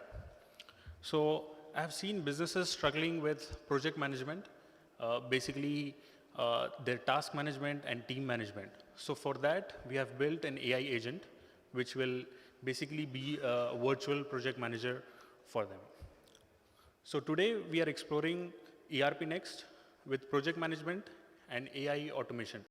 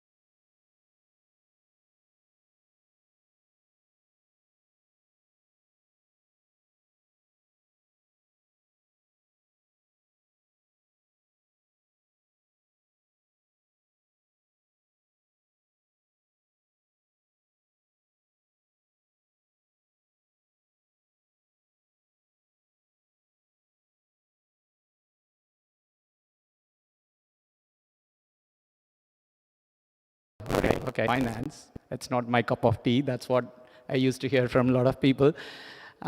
Okay, so but that's what is the bread and butter for any company asset. So there are too much of information there in that one particular slide. I can understand it's just a flash talk. So I just thought of putting everything in one quick slides to run through that. Not taking too much of time there, but then I just want to put through saying that, okay, we have done some specific custom fields as such in the sales invoice and purchase invoice as such. So which will make the BAS labels. So there are a lot of labels we have put through here from G1 to G10 and G11 to G20 as such. So all those BAS labels, which are the basic ones, need to be updated as such in any GST reporting. GST reporting can be anywhere, anything between a monthly or a quarterly sort of a thing. So yes, so we have got those things taken care. So that's what is this BAS report related features which we have got. The next one is the ABA file, as we said. So we have done a payment proposal sort of a functionality as such. It can be a standalone functionality for ERPNext. So we are thinking about taking that as well as a standalone and putting through as an open source shortly after we finish off this, which would be really helpful for any region as such. I'm not sure, but this is a very pretty common requirement in Australia, saying that they will do a payment run as such, every weekly payment run sort of a thing. So this payment proposal batch, what we have done, it will collect all those suppliers' payment which is pending, and then that will become a payment batch as such. So that's something probably we can leverage for any customer as such probably. So with that particular base payment batch generated, ABA file is the file which I was talking about, a specific format Australian bank is looking for. We will generate from the payment batch as such. So this is the second functionality. The third functionality which we are still yet to do, which is a statement for import. So just specific some screenshots from the custom app. So we have got a specific chart of accounts as such. Then moving on, we have got a specific workspace as such, which will make life easy for people to straight away jump onto the specific screens as such. You can see there, we have got like, there is a settings page and then the BAS report and payment proposal. All of those things are straight away available, and a little bit of a details for that, but how to use the things. Yep, and then just quickly on to the BAS report screen as such. I'm not given much detail about how these things have come through. We have got a specific field there in the purchase invoice and sales invoice to understand which label that particular invoice needs to go through. It depends on type of the supplier, depends on type of the, the item. The good thing in Australia, we don't have the complicated tax structure like what we have got as an interstate tax and things like that. It's a pretty straightforward. That made our life easy, but still we have got it there. So that's how the BAS report will be looking like, with all the labels 1A, 1B, G1, G2. So all the companies just need to pick up the values straight away and put it onto the report to submit into the BAS, into the GST reporting. And then this is just another screenshot of the BAS report. It gives the details of what constitutes to that particular label. If you say $15,000 in G1, what is the breakup of that, how that 15,000 is made up of. So, we have given that as well. And this is a PDF. I mean, we have done a report format as well, so that it's easy to pick it out and then, keep it for outside as well. And then the next,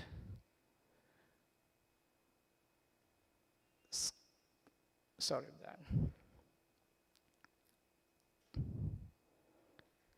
Okay, the next screenshot is about the classic one, which is the payment proposal functionality. As I said, this can be used for any other, for other regions as well. Probably we will try and pick it outside and put it through. So this picks up, it's a new, it's a specific page we have done, which will pick up the payments for any supplier as such, and then it will list down, and you can tick and untick kind of a functionality is there, so that it will make life easy to do a payment batch as such. You can unpick the whole supplier, or you can unpick the specific invoices. And then that becomes a payment batch as such, and then that gives the total amount, how much this particular run is going to go, and what are the invoices are getting paid as well. And then from here, we just can generate the payment entry, and then we have got the functionality to download the bank file. The bank file is what I was talking about, ABA, and from the payment batch, we can generate the ABA file as such, and all they do is all we do in Australia is we just pick it up and then put it onto the banking online system, which pays multiple suppliers in a single file upload. And that's all about the features we have got here, and yeah, of course, it's there in Frappe Cloud, and that's the repo QR code. Thank you. Any questions?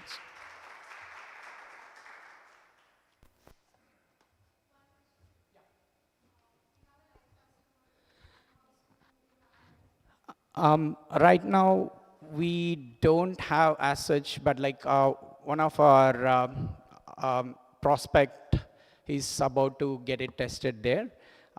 We do have another POCs kind of, they are having their own system already. So they kindly enough to say that, okay, let me just do a parallel run sort of a thing and to see how BAS report, whether it is matches to get a compliance sort of a thing, saying that, okay, what we did is really, so we are in the process of getting that one. Yeah. Thank you.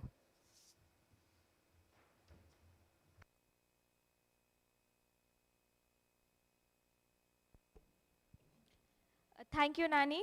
This is really great work. Another feather onto Frappe's hat, you can say. So our next speaker for the day is somebody who's going to show us how ERPNext has solved 100 problems with just a click of a button. So please welcome on stage Presh Chopra from Ajanta Bottles.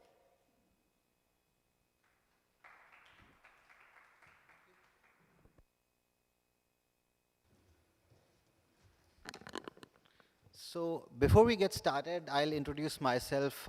I'm digital transformation specialist, where I help organization transition into technology space and adopt new technologies. So I'll share my experience with the Ajanta Bottle. So Ajanta Bottle is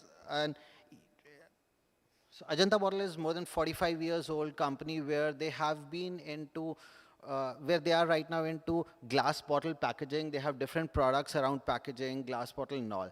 This company has been growing steadily in past years, but the growth has been big enough in last 5 to 7 years, when the need of the technology was very high, very much. So the company has a large user base, 100 plus employees and 12,000 plus customers. Had a very there was a very important need for technology when this company started getting invested more into technology space. So their journey started with Tally, only on the accounting part. A lot of years back, around more than a decade back, they invested into Tally, but you can see it is already broken. And then the customer base increased. There was a need to add many technology spaces, many solutions. So what do we generally do is we think that, okay, this is my micro problem, let me solve this. So Zoho came into picture. Then there was another problem in the next month, and then what did they do? They picked up Google Sheets. Then another problem, WhatsApp came into picture. Then another problem, one more technology. But what do we do with all adding so many technologies is not solve problems, but eventually create parallel problems. That is the point where Dipankar, who is the CEO of Ajanta Bottles, he met Rishabh, and Rishabh gave him real good confidence that this is the right platform where you should invest, and it will solve all your problems in a single click. So I'll just cover it in a little bit more detail because it is more deeper than just doing a single click. So Tally, right? We know accounting, it solves the problem of accounting, but business is more than accounting, right? There was no integration, and then limited coverage. All those problems continued. And then the second part, where more technologies were coming into play, the sales pipeline was getting widened, the task management was required, all that was increasing more and more. The business needs were increasing. How do we solve? Like we talked about, Zoho, WhatsApp, Tally, Google Sheets. complexity was bigger and bigger and bigger. So the business was getting bleeded at several places. The customers had complaints, the sale order is not reaching into place. Why? The reason was the overnight integration job between Zoho and Tally did not work, so the invoice did not get generated, and so on. So you all must have heard about these kind of frequent problems. Then the next piece was finding one good place, one solution which solves the problem. Now, here one of the important element is the transition, how to transfer into technology. Like we heard so many examples yesterday as well, right? That the integration has to be piece by piece. Now, those pieces or transitions, do they have to be sequential? No, they should be parallel. But when they are parallel, when the transition is happening many places in parallel, the accounts department, the sales department, all they are running in parallel, then how do you do that parallel implementation and integration? The answer is through a structured approach. I got involved with Jadanta Bottle to define that structured approach. We identified how to do this transition, how to go through a parallel track and do all of this implementation a lot in parallel. Not all in one go, but a lot in parallel. And today, I'll be proud to tell you the list of applications that we have already transitioned into. It is on ERPNext, we have migrated inventory, sales, purchase, accounting, CRM, on HRMS expenses, recruitment, attendance, leave. Our payroll is migrated. We are using projects and tasks. We also have implemented quality module, the learning management module, the insights is also getting used now. So all this has been possible in a duration by doing it in a structured way through parallel implementations. And it has been very effective that the business, the bleeding of business that we were experiencing from last few years, where we were putting in a lot of manual effort to control those bleeds, we have been able to reduce that to a great extent, and now our system has started recovering and our business has also started recovering into a very good mode. This is a glimpse of how we were looking at things before, and the good part is the after part, where we have unified ecosystem, where we have logic-enabled automated system. A lot of things have gone through automation, and this has been also possible through very limited changes, but more of customization into ERPNext, the way Frappe recommends to do. So if you do that, if you come with that kind of mindset where you have to use customization and less of changes, the implementations become even more faster. What you have to do is, as a business owner, you have to identify that what are the improvement opportunities in my process which aligns with my technological improvement, and then bind them together. So that is the real crux which you should try and focus on, rather than sequential information or changing the complete technology to adopt to the business, or changing the business to adopt to the technology. So it's always the middleware which you have to identify, that thin gray line. That is where the success lies. If you try to find that thin gray line, walk on that road, that is where it will become quick, fast, and most effective. That's a connect. I'm happy to help. We have created a very good defined structure. It is no code that I can put it on GitHub and share, but it is a well-structured approach. We are happy to share our experience. We're happy to share the kind of approach that we can take in and be a part of the Frappe community, because we truly believe into the similar mindset, the way Frappe believes, that share to grow. Thank you, everyone. Any questions?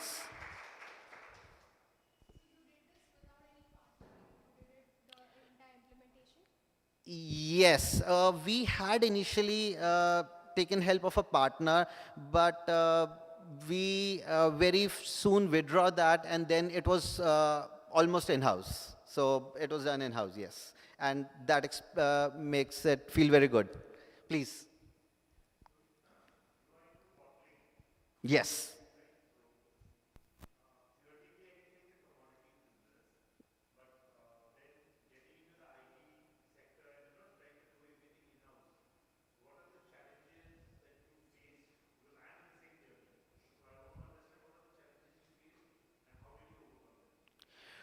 Very interesting part, like, you know, in my last segment that I was telling you, that you have to find the balance of technology adoption. You cannot say that I would be completely adopting technology and I'll be changing my business accordingly, right?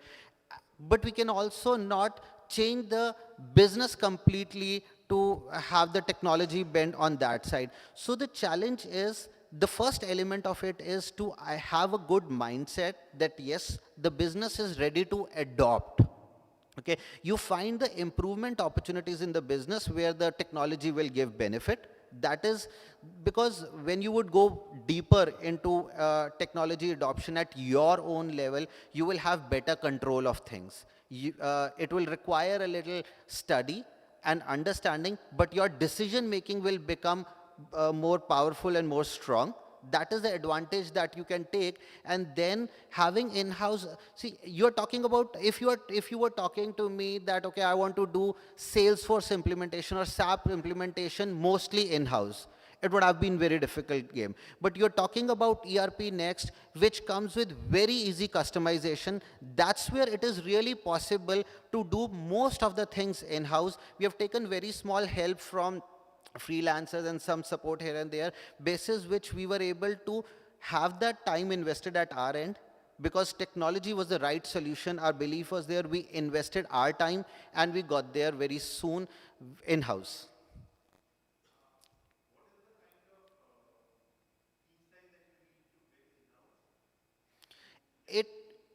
Very good question.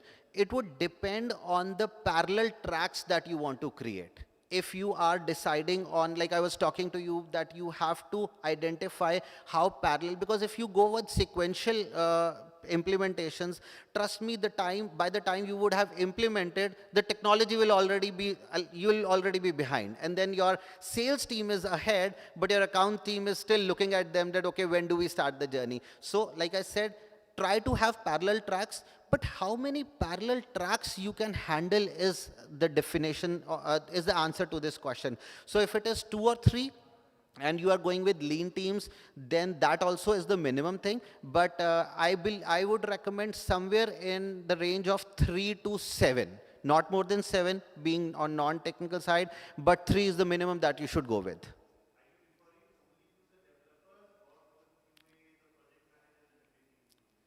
I am referring to everything. Why? Because again, that is also, I'll take just one more minute. That is also an interesting element. When we are talking about implementation, technology implementation is not truly development enabled implementation. It has to be the business analyst. It has to be the QA person. So whenever even you envision the team, your core, you should always envision a technical team as a team of business analyst, a QA, a developer, and project management as well. If we think at the very initial stage, if we think that our developer is the technical implementation partner, then we are already lagging a step behind. So that gives the answer that I'm talking about the entire set. You should invest more, and specifically coming into the AI world, you should invest more on the non-developer element than the developer element. That's just a personal experience, but that is the, I think, vision of future that we should go on, that our investment should be heavy on those sides. Can I help with any more questions? Okay, thank you. Thank you all. Thank you, Presh, for your amazing story. Next up is Deepak Patil, and after this we'll have one more flash talk, the final one. Over to you, Deepak.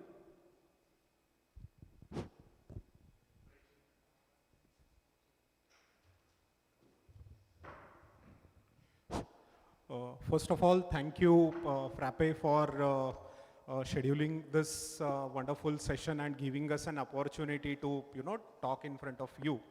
Hi everyone, I am Amol and my colleague Deepak. We are from Tekdi Technologies. It's a Pune-based organization, and we are in the open source space for past 20 years, and we are proud contributors to India's digital public good and digital public infrastructure initiatives, which mainly includes the platforms like Diksha, Sunbird, And so now I'll quickly share our story with Frappe. Back in 2009-10, we built a very small application for one of our customer who has been still using that application, and a couple of months back he called and he requested some additional enhancements to that application. And we were amazed that how can somebody still using that application which were developed into 15 years ago. And at the same time we started exploring, we have been working on various technologies, Node, React and all those stuff. But for this specific use case, we started exploring some no-code, low-code, open source, of course, and scalable solution. And we come across Frappe, and we decided to give it a shot, and we said, let's do a POC, because we were not sure whether this can be done or not.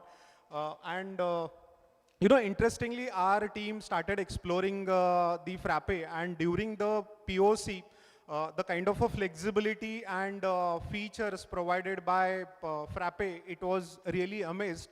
And in fact, during the experiment, we end up building the application itself. So I'll now Deepak will walk us through the problem statement and the solution that we built. Yeah, thanks Amol. So hi, I am Deepak. Okay, so just like Amol said, there are, for every application there is some problem statement, right?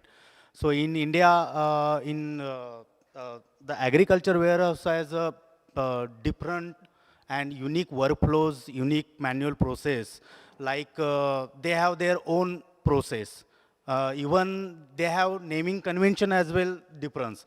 Like some in warehouse system they called as a customer, some warehouse they are called as a farmer. Even same in someone called as a inward, outward, maybe sales, purchase, sauda, booking. So these kind of difference in the agriculture warehouses. And also they have a complex calculation, deductions, they have charges, they have their own process. So this problem statement, we aware that we can easily tackle this with the Frappe. So we started with this Frappe. But again, how we can go with the approach, right? So one thing is that we have a zero Python background, because Frappe is built on a Python. So how we can build it? So again, and in our company, we are already using the AI very frequently, and mostly we are in the way. So let's try with this Frappe. That Frappe has a one major USP, that drag and drop. So we thought that let's 80% we can build our problem with a drag and drop, and let's go ahead, complete the project and get a success using the AI as a 20%. So that is our hybrid approach.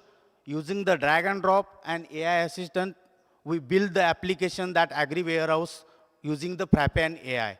So that is our success story using the Frappe.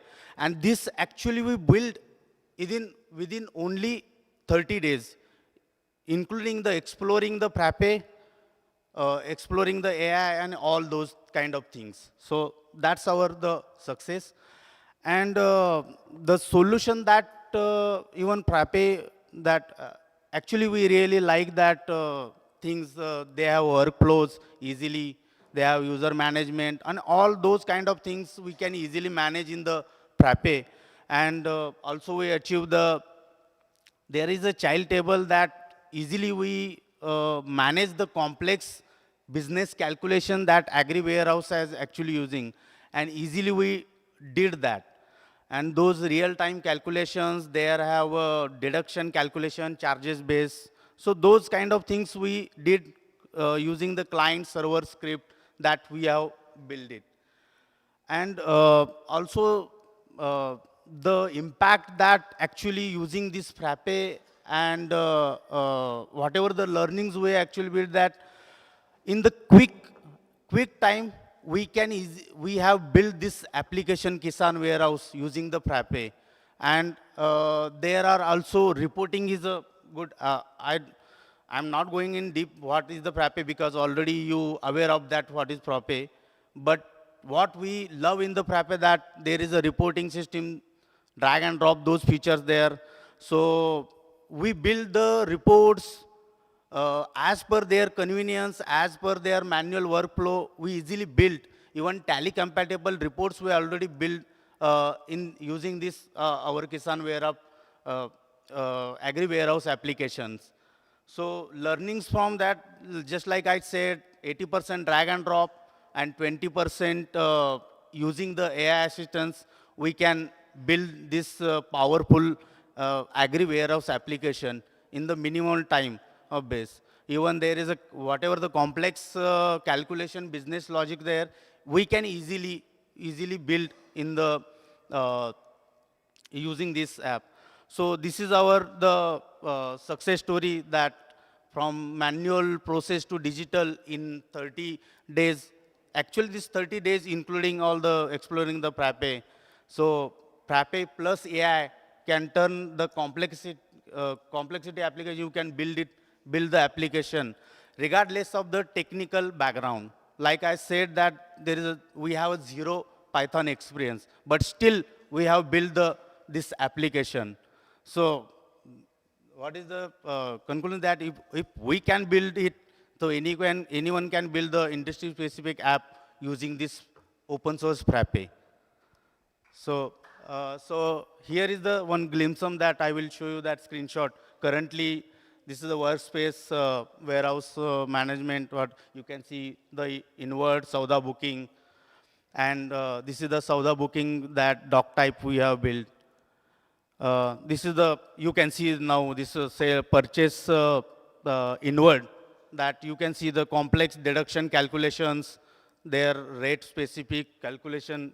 So this is the complex, we did a dry run. So warehouse operator using currently manual Excel sheet, they did the one purchase in one minute, and using the same our Frappe application, they can do it in 30 to 40 seconds only. So that's the achievable from our end. And this is sample reports that there's as per their specific we did. And that's thanks. This is the open source agri applications. You can repo it, clone it. Yeah. Yeah, Mol. Thanks. So just to conclude, as Deepak mentioned, from past 30 days, we have been exploring, and that led us to travel from Pune to Mumbai to attend this session. And, after attending this 2 days event, it has given us a great confidence of, building the DPG-led open source scalable applications that solves the real problem. So looking forward to working with the Frappe community and learning and building the applications. Thank you. Yeah. Thank you. Thanks. Yeah.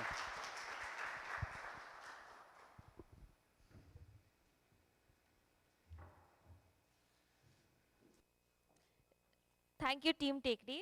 It was really an inspiring story. Next up, we have Sanjua and Uttara from Trides. Please give them a round of applause. They are going to talk about multi-agent AI systems for Frappe.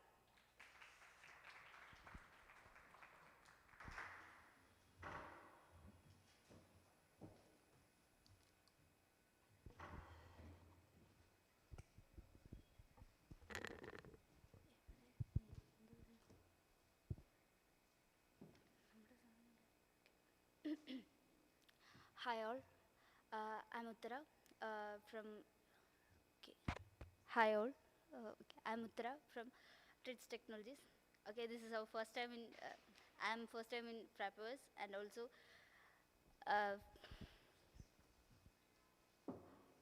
Hello. Also first time in this presentation. Okay. Let me talk about some agent flow multi-agent AI system for Frappe. This is what we are talking about. Mm. Okay. This is our agent flow, which helps to create the multi-agent workflows entirely within the Frappe and ERPNext, which will supports 100 plus of models and which is collaborate as a team with multiple agents. This is what agent flow. And what it can do is mostly it will supports to complete multiple complex steps with the help of agent flow, which is too many helpful for us to do so many reasoning driven chains and all. That's what it will do and helpful. And our agent flow will support supported models are models from OpenAI, Google, Anthropic, and it is integrated to Open Router, and that's all. And I'll call my colleague Sanjusha. She will explain a brief of it.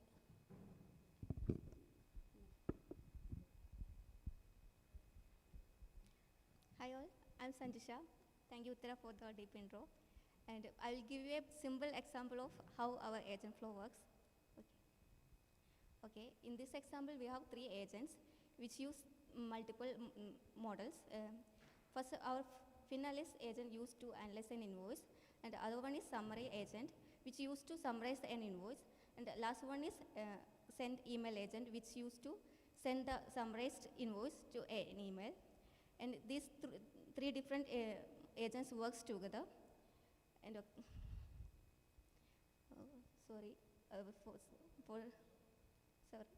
for some technical issues, we can play the video. Okay.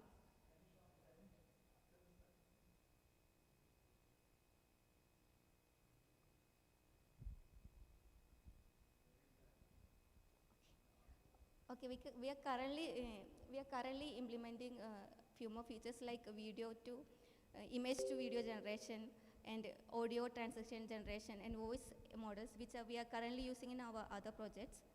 Okay. Thank you. And this is our repo. It's public and you can check for the codes.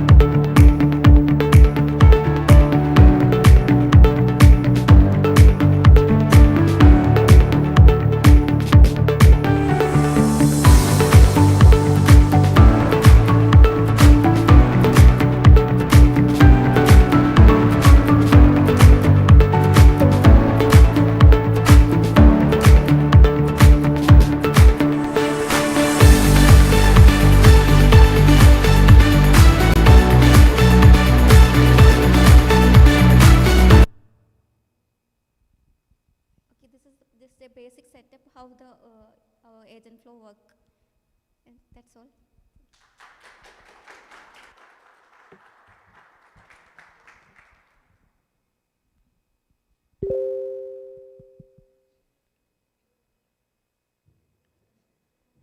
Thank you, girls. So this brings us to the end of track 2 Frappeverse 2025. Now we can go for lunch break, but before we disperse, I wanted to take the opportunity to share how grateful I am to be a part of this conference and learn such inspiring stories. So we will, after the tea break, we will have an open discussion in track 1, followed by, there is also, there is another session after that. Maybe after the open discussion, they will announce out there. So thank you guys for being a part of track 2. Have a great evening ahead.